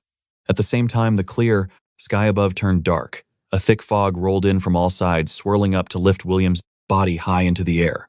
Elsewhere, Lucas and Isabella were desperately searching for him when they saw the sudden explosion of dense white mist. Their hearts instantly clenched in fear. Lucas's eyes narrowed. He whispered urgently, "Get down." Startled, Isabella followed his gaze. Inside the thick fog, a faint outline appeared. A shape swayed in the mist, bathed in a spooky blue glow. "Big brother." "Is that a ghost?" Isabella whispered, terrified. Lucas rolled his eyes. "Seriously, get a grip. Ghosts aren't real." But the creepy figure kept floating. Slowly, steadily toward them. Right as the figure was about to reveal itself. Poof! It vanished into the mist. Before they could even blink or take a step, a massive pillar of blue light erupted from the deep forest, shooting straight into the dark sky. Isabella shook his arm, shouting, "Bro, what's going on over there? Is someone ascending just like in the novels?" Lucas's face went grim as he activated his power. He sighed, totally exasperated. "You read too many webtoons. Try science for a change. I'm going to check it out. You stay put." And before Isabella could protest, Lucas's body flared with power, and he rocketed toward the blue light. Snapping out of it, Isabella's eyes flashed green. She tapped into her ability, commanding a nearby tree vine. The vine instantly shot up, carrying her high into the air. Riding her personal plant elevator, she chased right after her brother toward that brilliant pillar of light. Lucas, speeding ahead, sensed a presence and skidded to a halt. Of course. It was Isabella, panting hard. A small smirk crossed his face. "I said it was dangerous. Why'd you follow me anyway?" She caught her breath, firing back. "That's exactly times why I came. Strength in numbers, duh." But as they talked, her eyes widened in shock. She pointed and yelled, "Bro, look." Lucas followed her finger. He saw a massive sphere of blue light, and inside, William was floating completely trapped. His eyes were squeezed shut, his face contorted in agony. A glowing blue crystal was embedded in his chest, pulsing with a faint light. Seeing this, Lucas's expression went pale. He roared, "William, hang on, I'm getting you out of there." Without a second thought, he focused all his power into a single punch, smashing it against the shimmering barrier. But his full power attack only made the sphere ripple softly, doing absolutely zero damage. Lucas stared, grimacing. "It looks like jelly, but it's harder than diamond." Suddenly, the blue crystal on William's chest cracked. It shattered into a million points of light that surged directly into his body. The next moment, his eyes flew open. A blinding blue light shot from his pupils. As the intense energy finally calmed down, the chaos around them faded, leaving a strange silence. When William's eyes finally refocused, Isabella was there, overjoyed. "Second brother, you're awake." Lucas was beside her, grinning with relief. "Dude, you scared us half to death. You've been sleeping for an entire day." Meanwhile, their mother stood at the foot of the bed, radiating pure disapproval. "Running off alone while injured. And you left your radio. What in the world was going through your head?" Hearing her lecture, William tried to remember. But it was useless. Yesterday was just a thick, black fog in his mind. He couldn't recall a single thing. Seeing his totally clueless look, Isabella asked curiously, "You don't remember any of it? You were trapped in this giant blue ball of light, then it just shattered?" But before she could finish, William's eyes narrowed as a faint blue light glowed in their depths. At that exact moment, a transparent blue screen materialized right in front of his face. Name Isabella, gender female, age 16, ability growth manipulation, tier 1. Upgrade requirement, 2 tier 2 zombie cores. High tier advancement probability, 19%. Advancement requires 1 original core. William just stared at the bizarre data panel floating in the air, completely frozen. He muttered to himself, "What the heck is this Isabella's status window? How am I seeing this?" He slowly turned his eyes toward his mother. And just like that, the information panel refreshed. Name Zhang Feng, gender female, age 52, ability purifying light, tier 1. Upgrade requirements, 3 tier 2 zombie cores. Chance of high-tier advancement, 50.3%. Original core needed for advancement, 1. His gaze shifted to Lucas as a new panel appeared. Status window, Lucas. Gender male. Age 28. Ability Blood Bastion Tier 1. Upgrade needs 2 Tier 2 zombie cores. Chance to advance to high Tier A, measly 12%. And 1 original core required.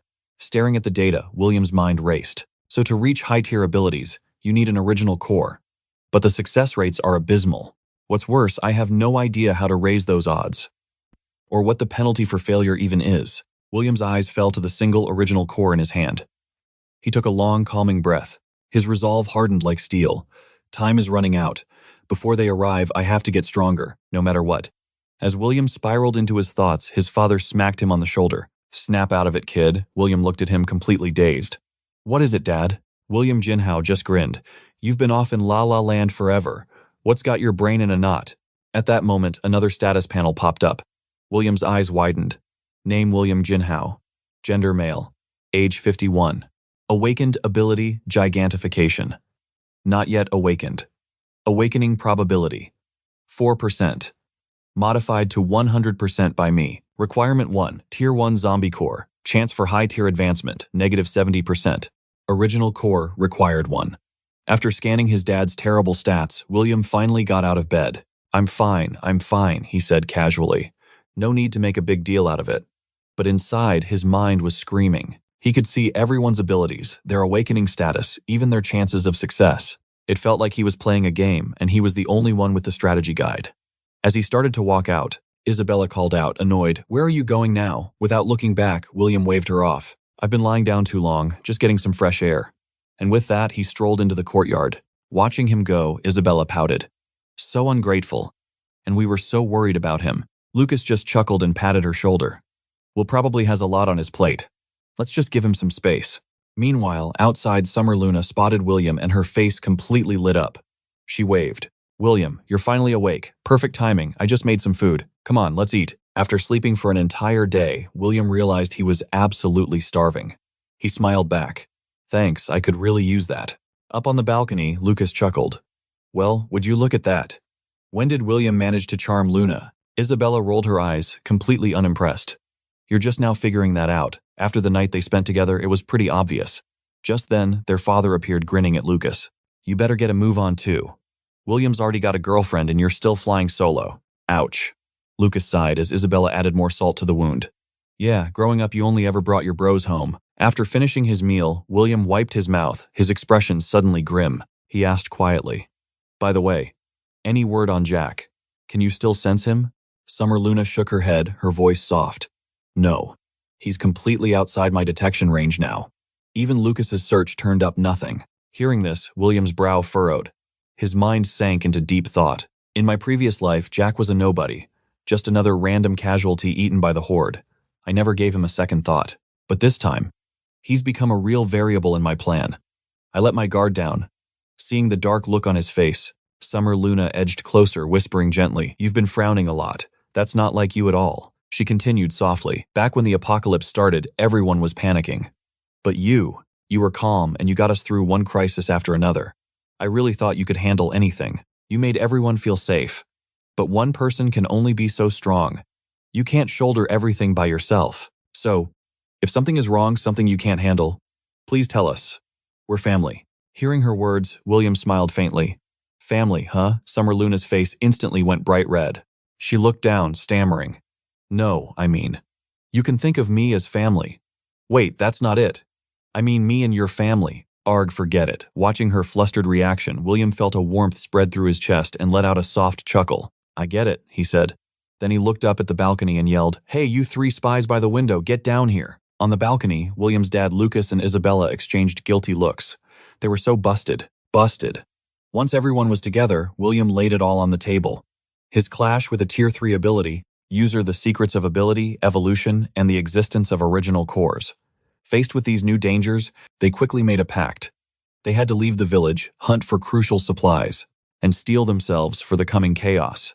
Just then, Isabella piped up from the back. "This is awesome. Does this mean we're not the only ones left?" Hearing this, William's gaze fell. He said nothing. Beside him, Mother Sia's face tightened with worry. That might not be the good news you think it is. In peaceful times, people get along. But in an apocalypse, human nature gets ugly. When it's about survival, people can be more terrifying than zombies. Hearing this, William looked up, his eyes filled with cold resolve. That's why we stick together, he said firmly. We get stronger, hoard supplies, and defend our home no matter what. The driver suddenly burst out laughing. Anyone dumb enough to cross us is going to have a really bad day. Soon, they pulled over across from the old fishery. Staring at the derelict building, William's father asked, "Is that the spot? You sure there's gunpowder in there?" William nodded, confident. "Yeah. If I'm right, it's not just gunpowder, there's also but." Before he could finish, a massive explosion tore through the air. A huge fireball erupted from the fishery, lighting up the sky. William froze.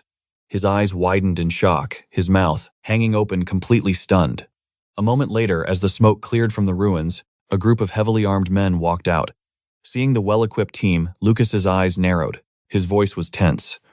Where the hell did they come from? How'd they find this place so fast? William's gaze sharpened. His tone was calm. They're probably Jack's weapon smuggling crew. Hearing this, everyone stared at him, confused. William explained, "Last time I left, I locked the main gate and kept the key. No one should have found that storage room so easily. But they just blew the entrance wide open. That means someone knew about the stash. And the only people who could know were insiders." Lucas clenched her fists, gritting her teeth. "All that good stuff. And they beat us to it." William just smirked. "Not necessarily." Lucas caught his meaning instantly, her voice laced with worry. "You're not actually thinking of taking them on, are you? They've got guns." William didn't answer. Instead, he turned to Summer Luna. "Luna," he asked seriously, "can you sense how many zombies are under the fish ponds?" Hearing his question, Summer Luna nodded. She closed her eyes, her senses spreading out towards the fishery. A moment later, she opened them. Her scan was complete. There are 52 zombies inside. 45 are normal. 6 have cores, probably tier 2. Summer Luna paused, her expression turning grave. "And there's one more. It's different. It's bigger, stronger, and it has a black crystal in its head." William's eyes narrowed. He replied calmly, "Sounds like a tier 3. He kept analyzing. The fishery's underground is huge but cramped. They can't use their guns effectively down there. There's no way they can kill all those zombies easily, especially with a tier 3 waiting for them." A smirk played on William's lips as he said, "We'll just wait for them to tire each other out." Isabella's eyes lit up with excitement. She rubbed her hands together, grinning. "Yeah, let's watch the show, and then clean up the leftovers." As they schemed, Lucas suddenly held up a hand. "Hold on," he whispered. "Someone's coming." William tensed instantly, his senses on high alert. He followed Lucas's gaze and saw a figure on the road, crouched with a gun scanning their position. Seeing this, William yelled, "Get down!" Under heavy fire from the enemy, William stayed calm. He told Lucas, "Split up." Without missing a beat, Lucas replied, "Got it. I'll draw his fire from up high. You flank him from below." William nodded, then instantly vanished to the side, circling around towards the enemy. Sensing movement, the gunman reacted, vaulting over the barrier to escape into the forest. But just as he landed, William was already there like a shadow waiting for him. Before he could even react, William's palm slammed into his forehead with a dull thud. The man flew backwards, completely out cold. Staring down at his unconscious foe, William said calmly, "All done. Let's drag him back for some answers." But just then, Lucas screamed from a distance. William, "Look out." The words had barely left his mouth when a massive explosion erupted right where William was standing. When the smoke cleared, only a deep crater remained. As for their captive, all that was left was a severed arm. But William's reflexes were faster. He had already leaped behind a tree for cover. In the aftershock, William spotted a small, searing hot marble at the center of the blast. Lucas shouted another warning. "Careful, it's an ability user." As he spoke, a sharp whistling cut through the air. William snapped his head up to see more marbles hurtling toward his hiding spot. With a tremendous crash, the tree he was hiding behind split clean in two. One of the marbles grazed his hand, leaving a bloody gash. Seeing this, Lucas yelled anxiously, "William, are you?" "Okay." Glancing at the wound, William replied coolly, "It's just a scratch." Then he asked, "Did you see where those came from?" Lucas analyzed the situation grimly. "They're coming from all directions. No way to pinpoint the shooter. Judging by the sound, they're bouncing off the trees from a distance." William frowned, confused. Ricocheting, Lucas nodded and explained, "Yeah, like we're in a giant pinball machine. Only the trees are the bumpers, and we're the jackpot." As he finished, more marbles came screaming through the forest. William thought to himself, time's just as I suspected. Hiding is useless. Asterisk. Asterisk. Whoever is attacking can see our every move. Asterisk. But something didn't add up. If the marbles were fired from so far away, how could they be so accurate times? To track us this precisely asterisk. The shooter must be close, unless there's another ability user helping them. Asterisk. Once William cleared out the zombies, hiding in the trees, Lucas let out a sigh of relief but then tensed up again. The marble attacks. They stopped. William's eyes narrowed as he said coldly, "Which means I was right. They were using a zombie to spy on us." Lucas's face paled. "You mean there are 2 ability users?" William stayed on guard and replied, "Maybe even more." Just then, Isabella's anxious voice came from the road. "Big bro, second bro, get in the car now. The people from the fishery are on the move. They've seen us." Hearing her shout, both William and Lucas tensed up. But William quickly composed himself. With the enemy's numbers and powers, unknown, a direct fight was suicide. The only smart move was to fall back and make a new plan. Meanwhile, deep in the forest, a blond man cursed angrily. "Damn it, we just let them get away." He glared at a heavyset man beside him. "Fathead, seriously, we were having fun. Why did you cut the shared vision?" The man called Fathead, casually applying lipstick, replied with a yawn. He didn't see the last hit. "Our scout got its head blown off. What vision was I supposed to share, huh?" He then fluttered, his eyelashes playfully adding. Still, those 2 were cuties. Pretty impressive for a couple of civilians. After a moment, Fathead turned the tables, grumbling. "By the way, why the hell did you kill the round client's guy? How are we going to explain that?" The blond man shrugged it off. "If he got caught, he had to die. We'll just pin it on those 2 kids. Besides, the job was just clearing zombies. A few human casualties are no big deal." At that moment, a bald old man slowly approached them, his gaze sharp and cold. "Enough playing around," he growled. "The freezer is open. Get in there." He knew that while they were still looting the supplies at the fishery, they wouldn't have a reason to pick more fights. But then Jojo's tone dropped, even colder. "But once they've taken full control, they will definitely come for us." Instantly, a heavy sense of dread fell over the house like a thick fog. After a long pause, Joing forced a smile. "Maybe it won't be that bad. Didn't second bro say there's a tier 3 zombie at the fishery and the place is packed with explosives? They can't just use guns. Maybe they'll get wiped out by the zombies instead," she added, trying sound hopeful.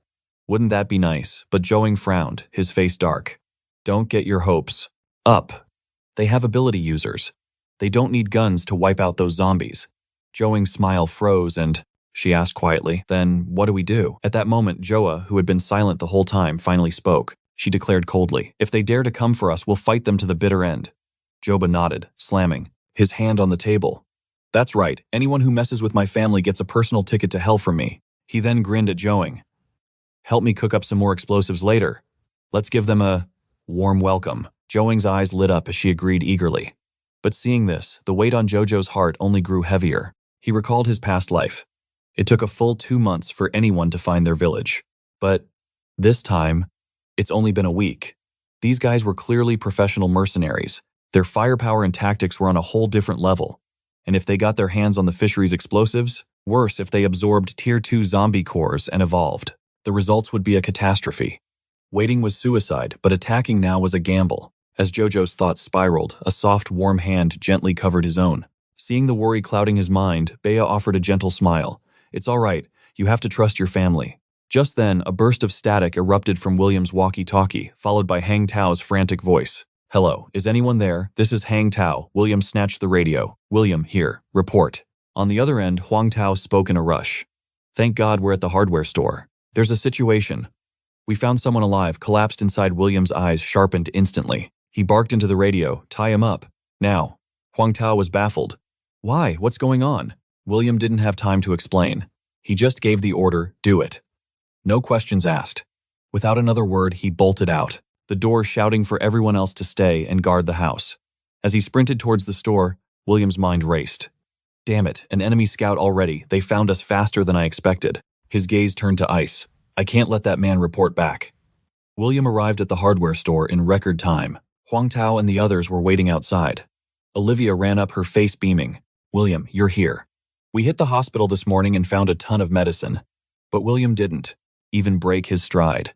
He just threw a curt good work over his shoulder and pushed past her into the building. Olivia froze a pained and confused look on her face as she watched him go. Inside, William found Huang Tao. "Where is he?" he demanded. Huang Tao pointed to a corner. "Right there, tied up nice and tight." William approached, examining the man on the floor. Something was off. He didn't look like one of those mercenaries. Frowning, William reached down and lifted the man's head. When he saw the face, his expression twisted in. Pure shock. He gasped. "Gao Xiao." At that very moment, the man's eyes fluttered open.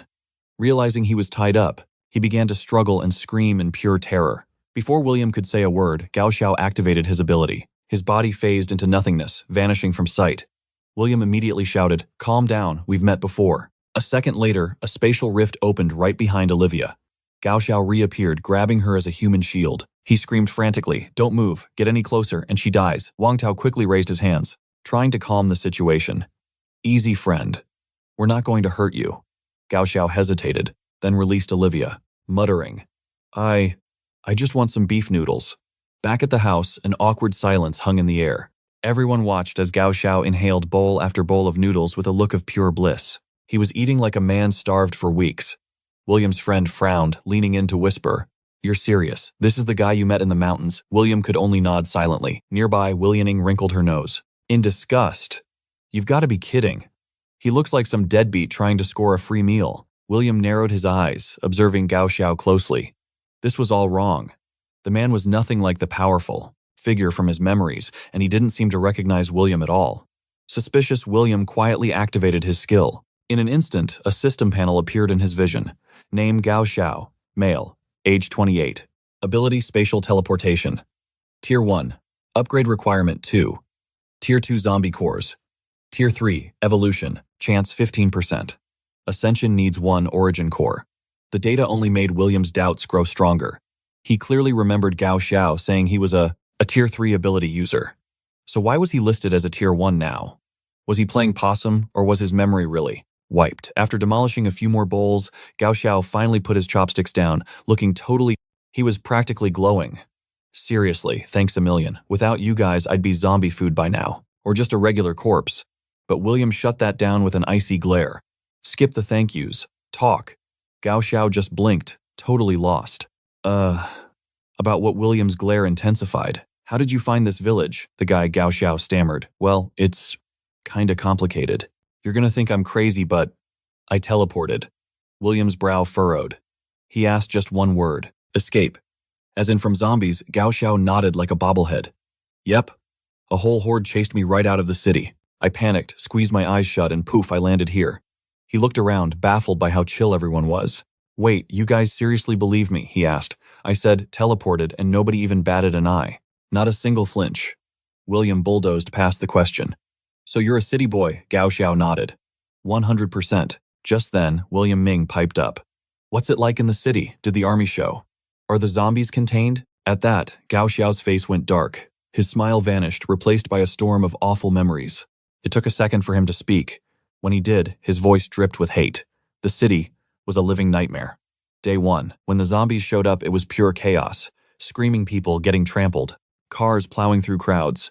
I hid in a dumpster all night listening to the horror show, just telling myself, "Hang in there. Help is coming tomorrow." But when the sun came up, there was no one. The city was gone.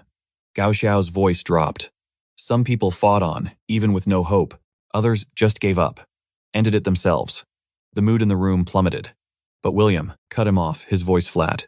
"Spare us the drama. Get to the point." Gao Xiao flashed an OK sign. All right. Right when I was about to check out myself, I got this text." He whipped out his phone. William's eyes narrowed the second he saw the screen. "Those chosen by the gods will become the new humans." That message. It was from times them asterisk. But this was only day 2. A shiver went down William's spine.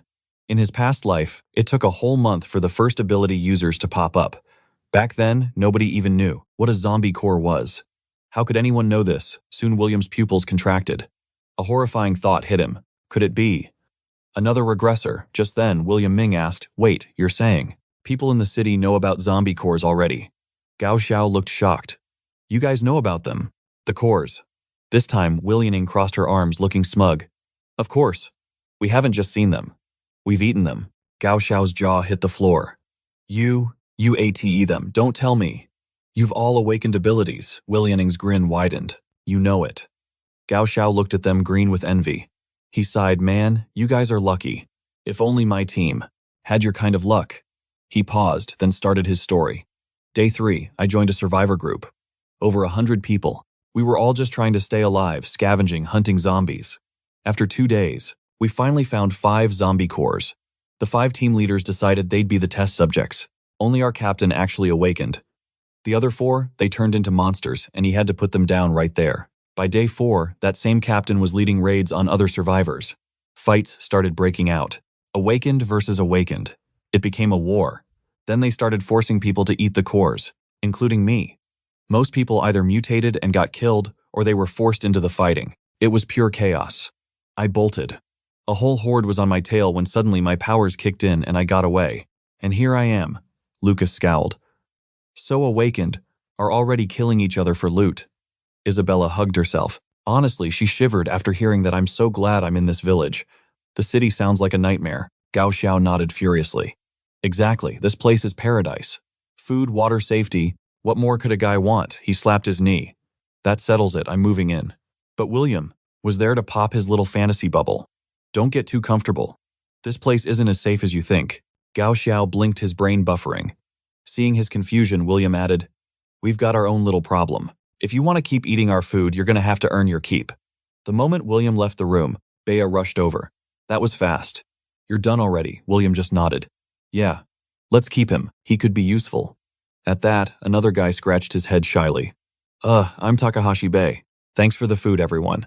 Then, William's parents and the others started introducing themselves one by one, and Takahashi, ever so serious, replied, Yes, Sister Luna, Sister Fang, and Uncle Hao. The entire squad just froze, staring at him like he'd grown a second head. At that moment, Lucas stepped out and jabbed him in the ribs, completely baffled. Are you serious? You're over 30 and calling girls in their 20s sister? Takahashi's eyes went wide. Over 30, I'm only 18. The room fell into a deathly silence, absolutely floored. After a beat, William gasped. You can't be serious. You're 18 with that face. Takahashi looked completely heartbroken, like he'd just taken a critical hit to the soul. I just look a little mature for my age, okay? I swear, I'm telling the truth. William stepped in to cut the tension. All right, I believe you. In a flash, Takahashi launched himself at William, hugging him and bawling like a baby. Thank you, I thought you were some cold, heartless guy. But you're a total softie. Deep down, William was stunned, silent, recalling how even his own ability had confirmed the kid's ridiculous age. Pushing him off, William said, That's enough. We're short on time. Follow me. Takahashi blinked. Wait, go where? Without looking back, William answered. You'll see, soon enough. But inwardly, he remained wary. This guy's either seen some serious stuff, or he's hiding his true self behind that goofy act. Just as they were leaving, Bea's voice called out, something held in her hand. William, wait. He paused, turning around with a questioning gaze. Bea approached and offered him the item. I found this with the other weapons we collected. I thought it might suit you. Not sure if it's your style, but I hope it is. William took it and carefully slid it from its black sheath. It was a long, sleek blade. On the hilt, 2 characters were carved Junhai. A faint smile touched William's lips as he nodded. Nice blade, thanks. Seeing him approve, Bea couldn't help but smile back. Before heading out, William gave one last order. We'll be back in an hour. If anything happens, call me immediately. And with that, he and Takahashi were gone. As they walked, Takahashi couldn't resist asking again. So where are we actually going? William replied coolly. A place you should know well. Where you found that crystal core. The back mountain. Takahashi's face fell. Seriously, that's so far. Are we driving? William just shook his head. You're teleporting us.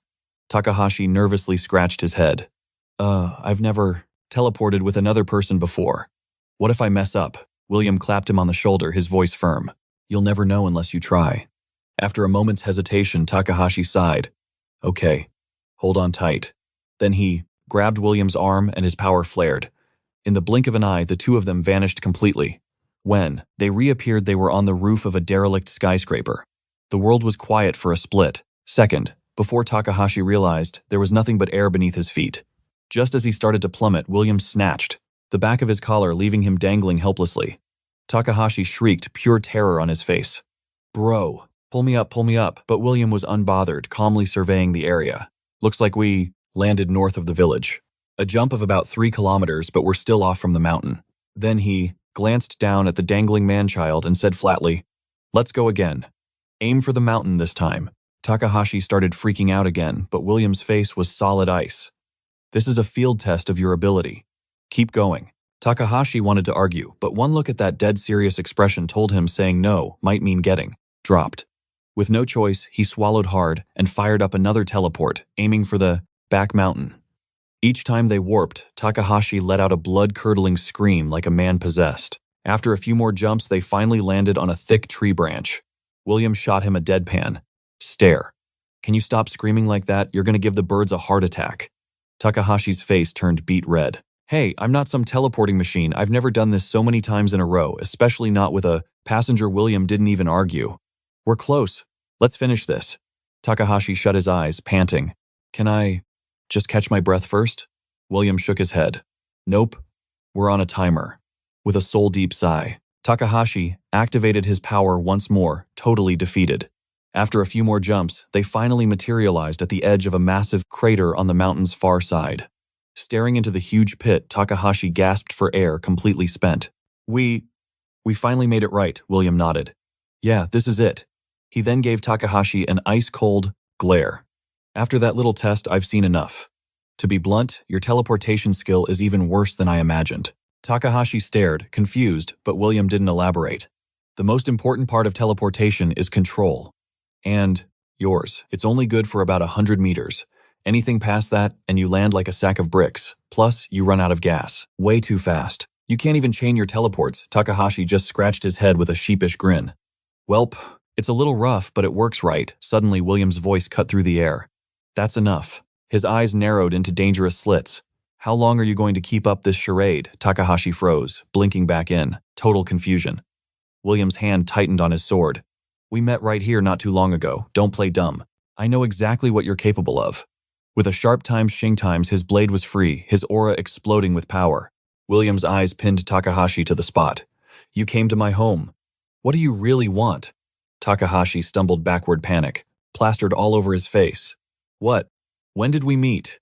You've got the wrong guy. I just wanted a free meal. And I'm not a freeloader. I'll do chores." But before he could finish his desperate plea, a wave of pure blade energy came slicing right for him. It slammed into the earth, throwing up a storm of dust. Takahashi barely teleported out of the way, his eyes wide with shock. "Holy crap, he's for real. This psycho is actually trying to kill me." His screams echoed through the woods. "Help, murder, he's a lunatic." Meanwhile, William, just calmly, followed blade in hand like he was on a casual stroll.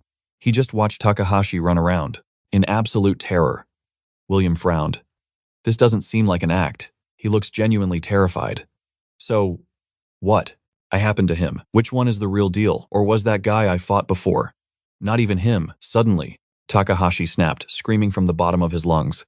"That's enough. You think I'm scared of you? I've never backed down from a fight in my life." William paused, a little surprised. The next second, Takahashi let out a battle cry and charged straight ahead. William just leaned aside. Barely. Takahashi missed completely and face-planted with a loud thud, getting a mouthful of dirt. William stared down at him deadpan. "Not bad. At least you didn't teleport away like a coward. You're no warrior, but you'll work as backup." It finally clicked for Takahashi, and he slapped his forehead. "Wait, this was all just a test," he pouted, dramatically. "Dude, I seriously thought you were going to murder me." William ignored him, just frowning, and muttered, "Let's go back. Time to focus on the real mission." That night, a vehicle parked silently, in the forest, about a kilometer from the fishery. Perched on the car, William stared at the distant lights. His face was grim. "We're a kilometer from the target. Plan is my brother. And Takahashi go in first. Mom and Bea are on standby." Takahashi's face twisted into a pained smile. "Do we really have to do this? They messed with us, sure, but can't we just leave it alone?" William's eyes narrowed and his voice went cold. "You know as well as I do. Those guys will do anything for supplies. If you're scared, you can leave now." Takahashi waved his hands frantically. "It's not that I'm scared, I just don't want anyone to get hurt. That's all." Before he could finish, Lucas jumped in to cool things down. All right. We already agreed to this, remember? The mission isn't even that dangerous." But Takahashi still looked worried, his face etched with unease. Earlier that day, after they got back, William had explained his plan to raid the Fishery. His father nearly blew a gasket. Are you insane? William explained calmly. We're not looking for a fight. We're just going to sneak in and grab their ammo and supplies. Once they lose their stockpile, they won't dare to attack us. And if they do, we'll have the guns to fight back. William's father frowned. But the fishery is heavily guarded. How do you plan to get inside? And, even if you do make it, how will you carry everything out? William turned to Takahashi with a slight smile. I couldn't do it alone. But with your teleportation, we actually have a chance. Takahashi, who was busy slurping noodles, nearly choked to death. Wait me, no way. What if we run into those psychos? William gave his shoulder a firm pat. Relax. My brother and I will cover you. Worst case, you teleport us out. But we need you. Our whole family is counting on this. Takahashi rubbed his forehead in defeat. Great. One moment of weakness, and now I'm the designated pack mule. So much for my relaxing new life. Nearby, Bea handed a walkie-talkie to William. Use this to stay in touch. William took it, then glanced at her. Can you see what's happening at the fishery from? Here Bea activated her ability, her eyes starting to glow. I'll try. She then focused her gaze on the dark silhouette of the fishery in the distance. A few moments passed. Their numbers are way down, Bea reported. Just one Tier 3 zombie left and a handful of Tier 2s. William nodded, his eyes sharp. They're on the move. We need to hustle. He turned to his mother, starting Mom about Luna. But she cut him off flat. Don't worry, I'll keep her safe. You boys just handle your business. William gave a respectful nod, then moved, without saying another word. He led Lucas and Takahashi quietly toward the fishery, hugging the tree line. Soon, they reached the perimeter and saw it all. The main gate was basically unguarded. William narrowed his eyes. Their heavy hitters must be underground. He keyed the walkie-talkie. Luna, give me a status report on the zombie positions. Bea's voice crackled back instantly. Tier 3s are still in the southeast corner. The Tier 2s have clustered up near the center, and there are 2 less than before. William processed Luna's report and muttered to himself. They've already started fighting the Tier 2s. That means the northwest underground should be clear. He tossed the walkie-talkie to Lucas. Takahashi and I will scout ahead. Big. Bro, you wait here for our signal. Then he pointed to a distant corner of the factory. See that edge over there? About 10 meters in. Get us there. Takahashi gave a quick nod, took a deep breath, and unleashed his power. In a flash, 2 of them vanished, reappearing at the factory's northwest corner. The moment they materialized, William slapped a hand over Takahashi's mouth just as his partner was about to gasp. He held up a finger, giving him the universal shut it sign. William scanned the area, his voice low. Good. They're not on this side yet. Suddenly, Takahashi gasped behind his hand. Wait, hold on. This isn't gunpowder. It's guns, a whole crate of them. Meanwhile, outside the fishery, Lucas kept his eyes glued to the facility, praying that everything was okay. Just then, the air behind him started to warp and distort. Before he could even react, William and Takahashi blinked into view. William tapped the crate under him with a smirk. Take a guess what goodies we just borrowed. William Ming rushed over and flipped the lid. His eyes went wide at the rows of beautiful firearms. Guns. You actually brought guns. This is a game changer, William added. And not just guns. There's ammo, medkits, rations. Enough. Supplies in there to outfit a small army. No wonder this place is such a hotspot. Then he looked at Takahashi again. Let's do another run. We need to empty that warehouse before anyone else gets wise. William Ming suddenly spoke up. This time, take me with you. I can help. Takahashi frowned, looking super hesitant. After a beat, he nodded. All right, I'll try. With that, he activated his power one more time. Meanwhile, inside the warehouse, the blonde dude who'd attacked William had just diced a zombie and was smugly cleaning his blade. But right behind him, a new zombie was creeping up. His eyes widened in horror, realizing way too late he wasn't alone. Just as the zombie lunged, its head exploded. With a loud times pop asterisk, the blonde stiffly turned his head only to see it was Fathead, who had controlled the zombie and made it self-destruct. Fathead casually shook his hand, muttering, We barely turned on the power, and we've already attracted this crowd. All Tier 2s too. Nearby, the old man coolly crushed a zombie skull with one blow. He spoke with a chilling calm. Saves us the trouble of hunting them one by one. The blonde guy scoffed.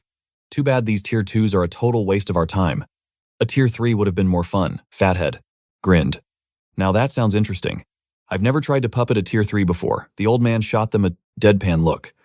If a tier 3 actually shows up, you two wouldn't live long enough to try. That shut them right up. Both fell silent, their faces stiff. Just then, a scream tore through the building. One of their soldiers had been bitten. He was writhing on the ground in agony. "I've been bit. It hurts. Please somebody help me." He rolled on the floor, eyes wide with pure terror.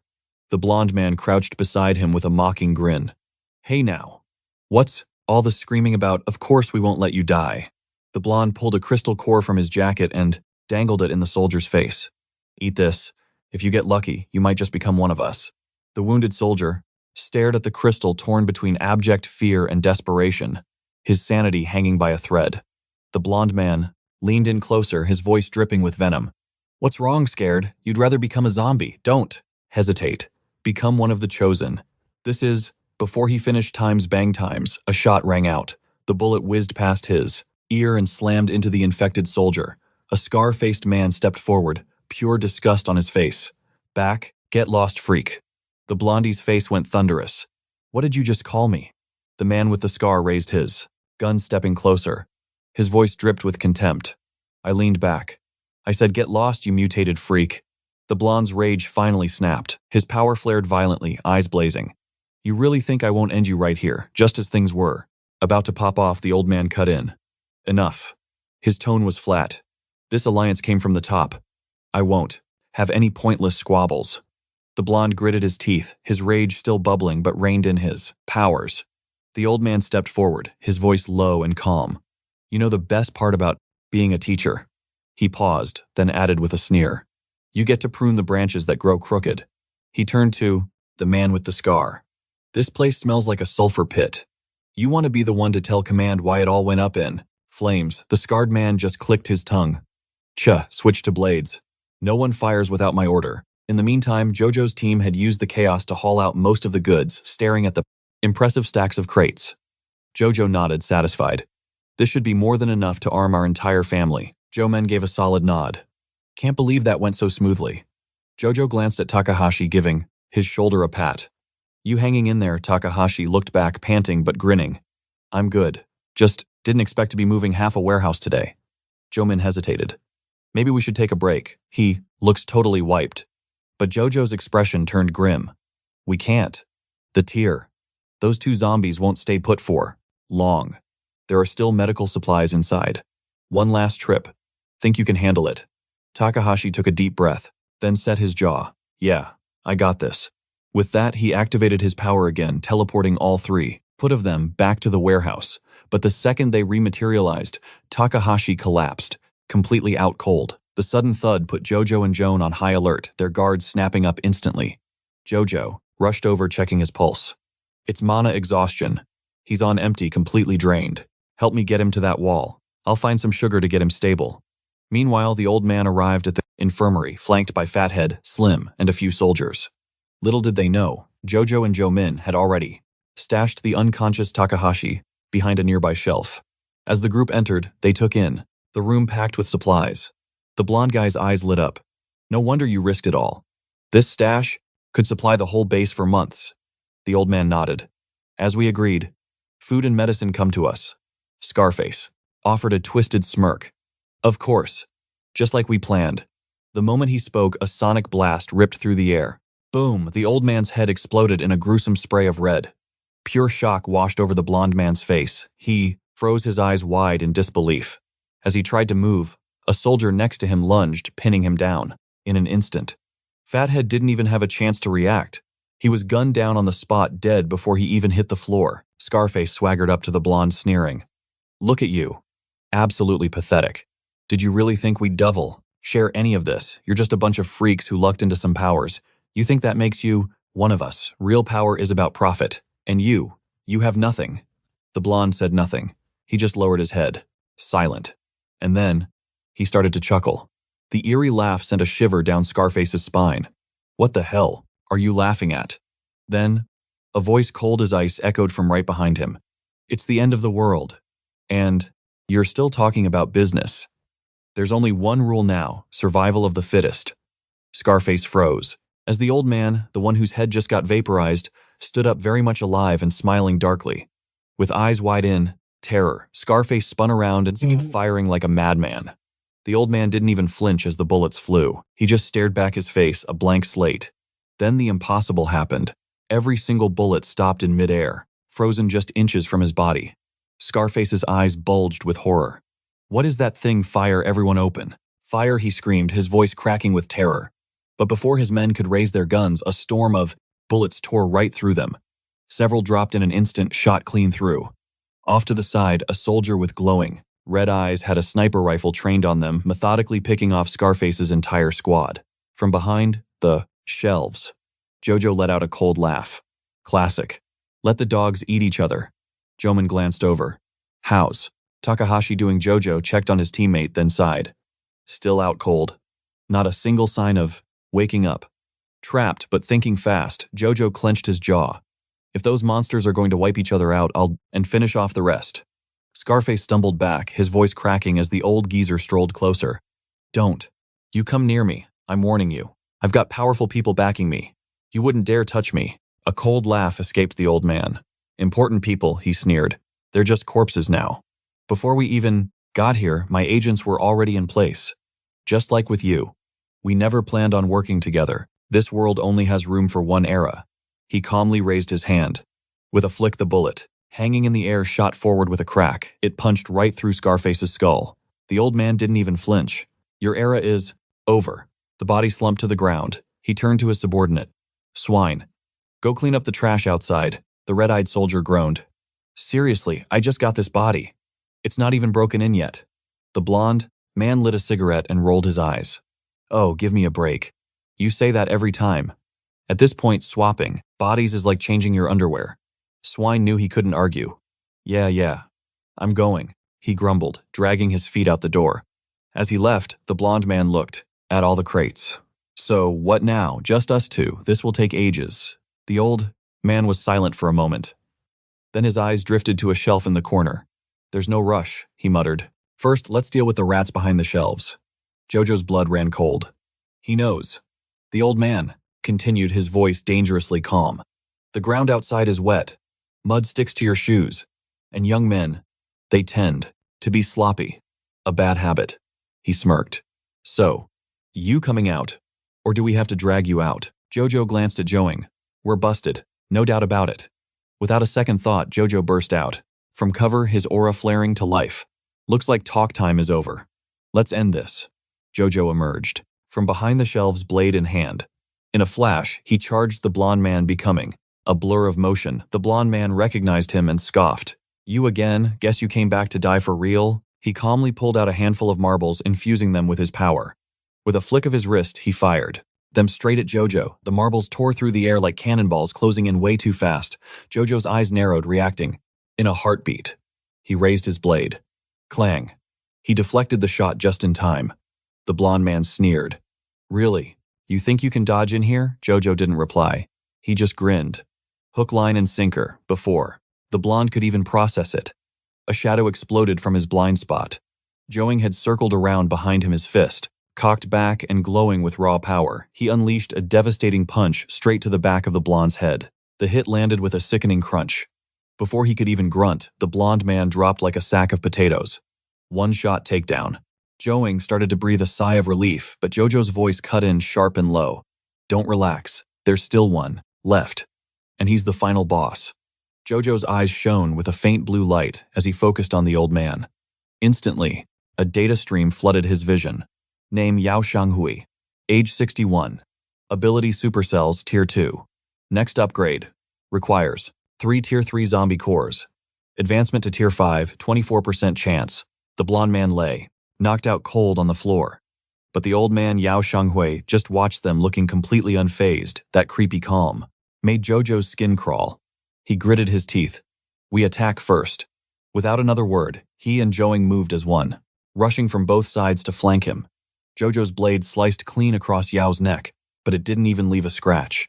Not a single mark. The old man hadn't moved. Jojo's eyes went wide. What the hell? His skin is harder than steel, but Jojo didn't falter. Bro Sync Strike. Joing's eyes sharpened. He knew the plan. Without hesitation, he focused all his power into a single, devastating punch and launched it straight at the old man. No holding back. Their attacks converged. Jojo's blade and Joing's energy blast slammed into the old man at the same exact moment, creating a cross impact. Jojo figured he was immune to physical attacks, so they tried to hit him with pure energy resonance to scramble his insides. But as the shockwave faded, Jojo froze his eyes, wide with disbelief. The old man stood there, shirt torn away, completely and utterly unharmed. Even worse, the energy from their attacks was being absorbed right into his body. It vanished like water on hot sand. A second later, a familiar power surged from his core. It was Joing's signature energy. He'd copied the ability.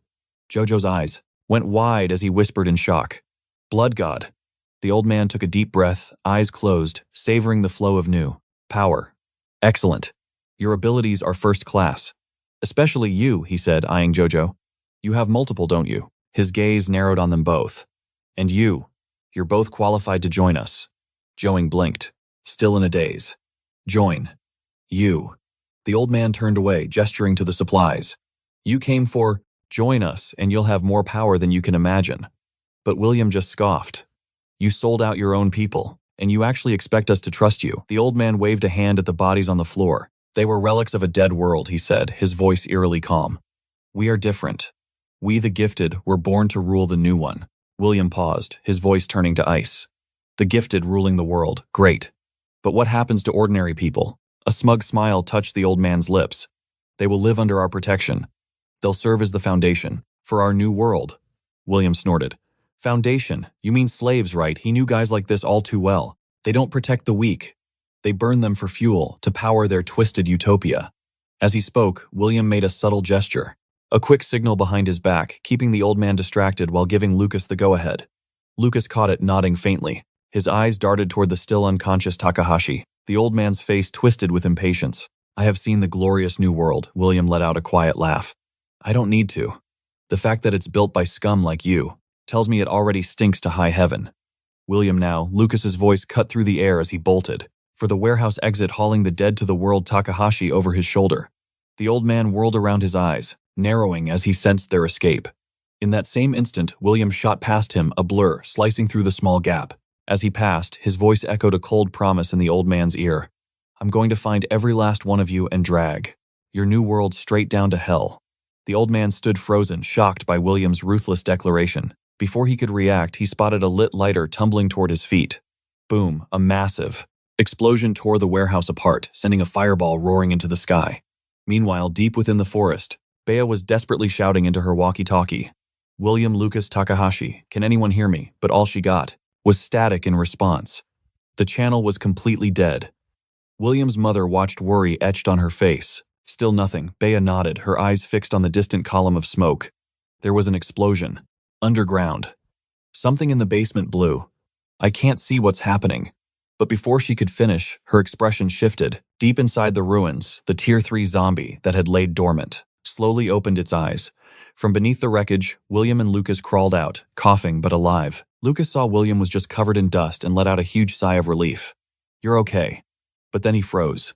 Where is Takahashi? William casually pointed. Over there, still taking a nap. Sure enough, Takahashi lay among the rubble, fast asleep and breathing steadily as if nothing had happened. Lucas was completely stunned. This guy was unreal. An entire building exploded, and he didn't even stir. His gaze shifted to the smoldering ruins. Damn, all those supplies are gone. William brushed the dust off his shirt. Better we burn it than let them have it. Lucas gave him a sideways glance. William, you seem to know a lot about these ability users. William didn't answer directly, just let out a dry laugh. They're just another bunch of arrogant trash, like Jack, the kind this world is better off without. He walked over and gave Takahashi's leg a kick. Come on, time to head back. Lucas knew William was hiding something, but he wasn't going to push it. Just as Lucas was about to move, the ground beneath him rumbled, a faint vibration. Then, boom. The rubble erupted outward, sending shrapnel flying in every direction. Lucas reacted in a flash, diving to the side and narrowly dodging the blast. He landed in a crouch, eyes sharp, staring at the center of the explosion, ready for anything. As the smoke cleared, a figure emerged. The old man, presumed dead, was still standing. Not only was he unhurt, but his wrinkly old body was now totally jacked, muscles bulging and eyes glowing with a freaky energy. It was the world's scariest glow-up. Meanwhile, back in the forest, Bea kept calling out. Her voice was tense. William, can you hear me? There's a Tier 3 zombie down there. It just woke up, but Still, no reply came. William's mother spoke calmly beside her. Take it easy. If they're underground, the signal might be cut off. Besides, with Takahashi there, they'll be just fine. He's got them covered. Bea nodded, but the memory of that explosion still churned in her stomach. William's mother smiled warmly. I never expected my son to have someone so worried about him. It almost makes me feel like an outsider. Bea's face instantly turned red. No, auntie, it's not like that. But William's mom was already walking toward the truck. Back in the day, William's dad used to mess with explosives at the mines. I'd be a complete wreck every time he went underground, terrified he'd blow himself to bits. But worrying doesn't help, and sometimes men are just useless. When things get real, it's up to the women to handle business. Atop the ruined warehouse, William was getting absolutely pummeled. All he could do was play defense against the mutated grandpa blocking hit after furious hit. But this one-sided beatdown was draining him and Lucas fast. Their stamina was shot, and they were gasping for air. When he realized the explosion didn't just fail to kill the old man but actually buffed him, Lucas's face went white with terror. Beside him, William panted, So, this is what supercells are really about. The old man raised an eyebrow, slightly impressed. I'm surprised you figured it out, he smirked, his voice dripping with arrogance. My cells have a fantastic defense system. When they feel threatened, they just evolve to match the danger. But at Tier 2, they don't just resist. They absorb the attack and make it my own power. Like this. As he spoke, a web of glowing red runes spread across his left arm like a cursed tattoo. And then, he shot forward a blur of pure power aimed right at William and Lucas. The two barely had time to scream. The pressure was so intense, their pupils shrank to pinpricks. William and Lucas pushed every last bit of their energy into their legs, maxing out their speed. They dove in opposite directions, scrambling to get out of the way. They dodged the devastating blow by a hair. Then they instantly countered. Working together, they charged forward, unleashing a full-power pincer attack on the old man's back. Their strikes landed squarely, and did absolutely nothing. The old man didn't even budge. In the next second, a red shockwave erupted from his body. He'd absorbed their damage and was now returning it to sender. Lucas took the entire blast head-on. He was sent flying, like a rag doll crashing to the ground and staying there. William glanced over, his heart pounding, but he knew. If this monster wasn't stopped right now, everyone was going to die. Gritting his teeth, he roared and unleashed both of his powers at once. The twin energies merged into a single insane attack, forming a swirling black and white energy fist that rocketed toward the old man's chest. But the geezer didn't even move. He just raised one arm, completely bored. William's ultimate punch hit its mark and fizzled out like it hit a ghost. No impact, no damage, nothing. The old man sneered, his voice cold. I told you, kid. The bigger the threat, the stronger my cells get. As long as they're active. I am invincible. Meanwhile, down at the fishery entrance, William's mother and Luna finally arrived. C's eyes narrowed, spotting bodies littered near the gate. These. Did William do? All this, William's mom knelt beside a corpse, her face turning grim. No. These were all killed by gunfire. Right on cue. A shot echoed from inside and a soldier dropped dead right in front of them, a hole clean through his head. Blood sprayed across the dirt. William's mother reacted instantly, grabbing Luna and pulling them behind a stack of crates. Footsteps crunched nearby. A man in bloody, military gear appeared, wiping his sleeve. Ugh, filthy. As he walked closer, he started casually counted the bodies. 1, 2. These extras were just in the way. After one last scan, the intruder casually lifted his pistol. Bang, he put another round into the corpse next to William's mom just to be sure, but then Luna were hiding. Both women held their breath. This was bad. The fake soldier let out a twisted grin. Looks like we have 2 extras. Come on out, ladies. Drop whatever you. His killer instincts flared up. He spun around, gun ready. But in that split second, William's mom moved faster. She closed the distance and expertly smacked the pistol from his grasp. The man blinked, surprised, then smiled. Well now, you're a feisty one. This just got exciting. Let's have some fun, shall we? William's mother said nothing, but her eyes promised this. Wouldn't end with words. Meanwhile, back on the roof, William was being held in the air, caught in the old man's grip. The old man's tone was dead serious. You're different. You saw through my ability. You can use 2 powers. At once. And you've seen the new world, haven't you? Tell me everything. William didn't answer. His eyes darted around, searching for any way out. And then he felt it. A familiar bone-deep chill seeping into the air. A low, deliberate chuckle escaped William's lips. The old man narrowed his eyes. What's so funny, bloodied but defiant? William's laughter grew louder. I'm laughing at your little god complex. You think you're chosen to rule this new world. You treat people like cattle. But in the end, you'll be buried by the very slaves you despise. Rage twisted the old man's face, his fury barely contained. Veins bulged on, his arm as he tightened his grip on William's throat. With a roar, he slammed William into the rubble. Below. William coughed, spitting a mouthful of blood. Insolence, the old man spat his eyes, blazing. You think words can break me? Lying in the debris, blood dripping from his mouth, William was still, grinning. If there is a God, he rasped, he abandoned your kind first. The old man roared, his voice cracking with fury. Raising his fists, energy crackling between them, he brought them crashing down to boom. The ground exploded in a violent shockwave. But just as the crushing blow was about to land, William vanished in a puff of smoke. He reappeared at a distance, a wicked glint in his eyes. As the dust cleared, the old man's eyes widened. He realized William had dodged at the last possible second. He was about to give chase when he noticed his own hand. The cells in his palm had stopped, responding. No movement, no regeneration. They were dead. And then from behind him, a pale hand rose from the rubble, followed by a chilling whisper. I'm so cold. The old man spun around, but it was too late. That corpse-like hand clamped onto his leg. Where it touched, his flesh blackened, his skin frosted over, and his cellular power vanished instantly. The old man finally put it together. His eyes blazed. You lured that thing. Here, William just smirked. Couldn't beat you myself, so I brought a friend. Just then, a zombie cloaked in. An icy mist pulled itself from the wreckage. The old man's blazing hot aura immediately caught its attention. He was the new target. As the creature advanced, a deathly chill sank into his flesh, and for the first time his own cells recoiled. He instinctively took a step back. This was their chance, William slung Lucas over his shoulder, yelling for Takahashi as he bolted for the exit. But just as they reached the edge of the danger zone, boom! The explosion ripped through the air. William turned on instinct, his eyes wide, his heart dropping. The ice zombie had been shattered into a million frozen shards, completely destroyed. Outside the warehouse, William's mom fought, with ruthless precision, forcing the soldier back with every single blow. Then, in one fluid motion, she saw an opening, and snapped a kick across his chest, sending him flying. Bea, watching from the sidelines, was in total disbelief. That's William's mother, the soldier staggered up, snarling. No way, I'm a trained combat instructor, and I got beaten by some woman. William's mom casually dusted her hands off, smirking. Instructor, please. You're barely a decent punching bag. The insult struck a nerve. You witch, he roared. I'm going to kill you. He reached for his gun. Luna, iron rod, she barked without missing a beat. Luna didn't hesitate, tossing the weapon straight to her. The soldier barely raised his gun when THW whack, the iron rod slammed into his skull with a sickening crack. He collapsed forward, dazed and helpless. William's mom stepped over, retrieved the rod and drove it straight into the back of his head. You want to challenge me, she muttered. Learn your place, rookie.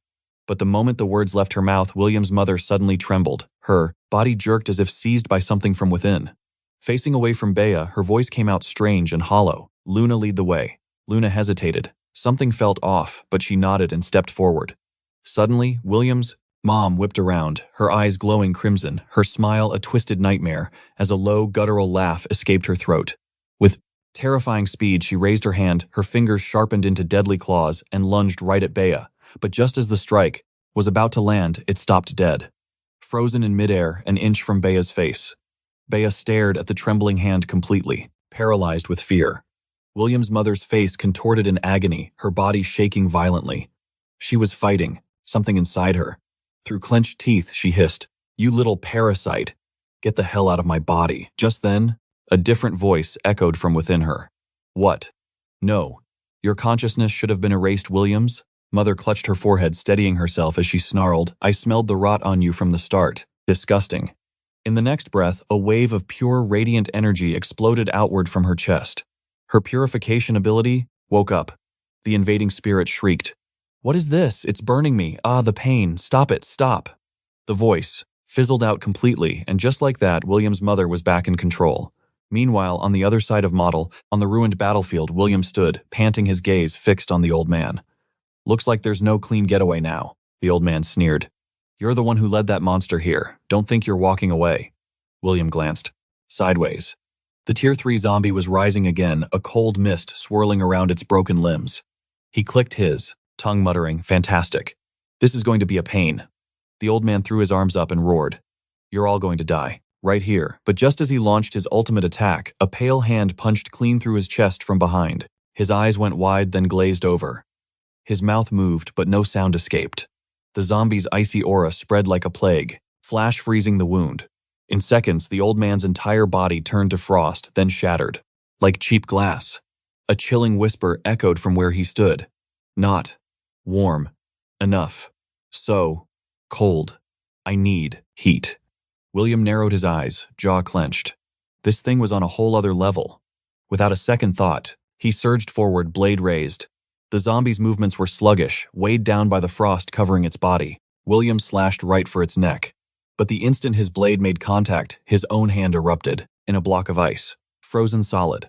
The chill shot up his arm, locking his joints. His fingers went stiff. He couldn't even lift. His sword. William gritted his teeth. A dark feeling twisted in his gut. Something much worse was coming. The zombie roared, clutching its neck, and boom! A blast of frost erupted from its palm. In an instant, shimmering ice sealed, the wound stopping the bleeding cold. It bent its knees, spread its arms, and launched itself straight for William, like an icy missile. Suddenly, crack, a stone hit its head, stopping it in midair. A blinding pillar of evolved energy crashed from the sky, slamming the creature into the ground with explosive force. Boom! The impact left a crater in the earth, sending shards of ice flying everywhere. William was stunned until he heard the voice. "Need a hand, sweetie." He froze and slowly turned. It was them. His mom and Bea standing shoulder to shoulder behind him. The two hurried over. Bea saw the frostbite on his arm and gasped. "Your hand. Are you okay, William?" Exhaled, his voice low. "I'll live. My brother's in way worse shape." William's mother glanced down at Lucas, unconscious and battered. Her voice dropped to a deadly whisper. "That thing. Was it the one who hurt him?"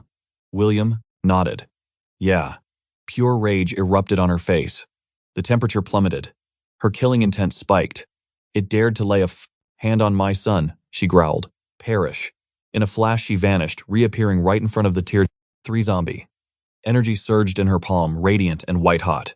She slammed it downward, aiming straight for the creature's skull. The sheer force of the blow carved deep trenches across the frozen ground. Each step she took pulsed with power. Though trapped in ice, the zombie's own cryo abilities surged. The ice sphere cracked, then shattered. The monster burst free, completely unfazed. But William was already behind it, his blade glowing, with charged energy. With one ferocious move, he plunged the blade deep into the creature's back. The energy surged, outward pulsing through the zombie's body. Boom! A thunderous blast erupted from inside the monster. Its entire upper torso exploded, ripped apart in a rain of gore and shattered ice. William stood still for a moment, watching the broken remains fall. He finally let out a breath. "It's over."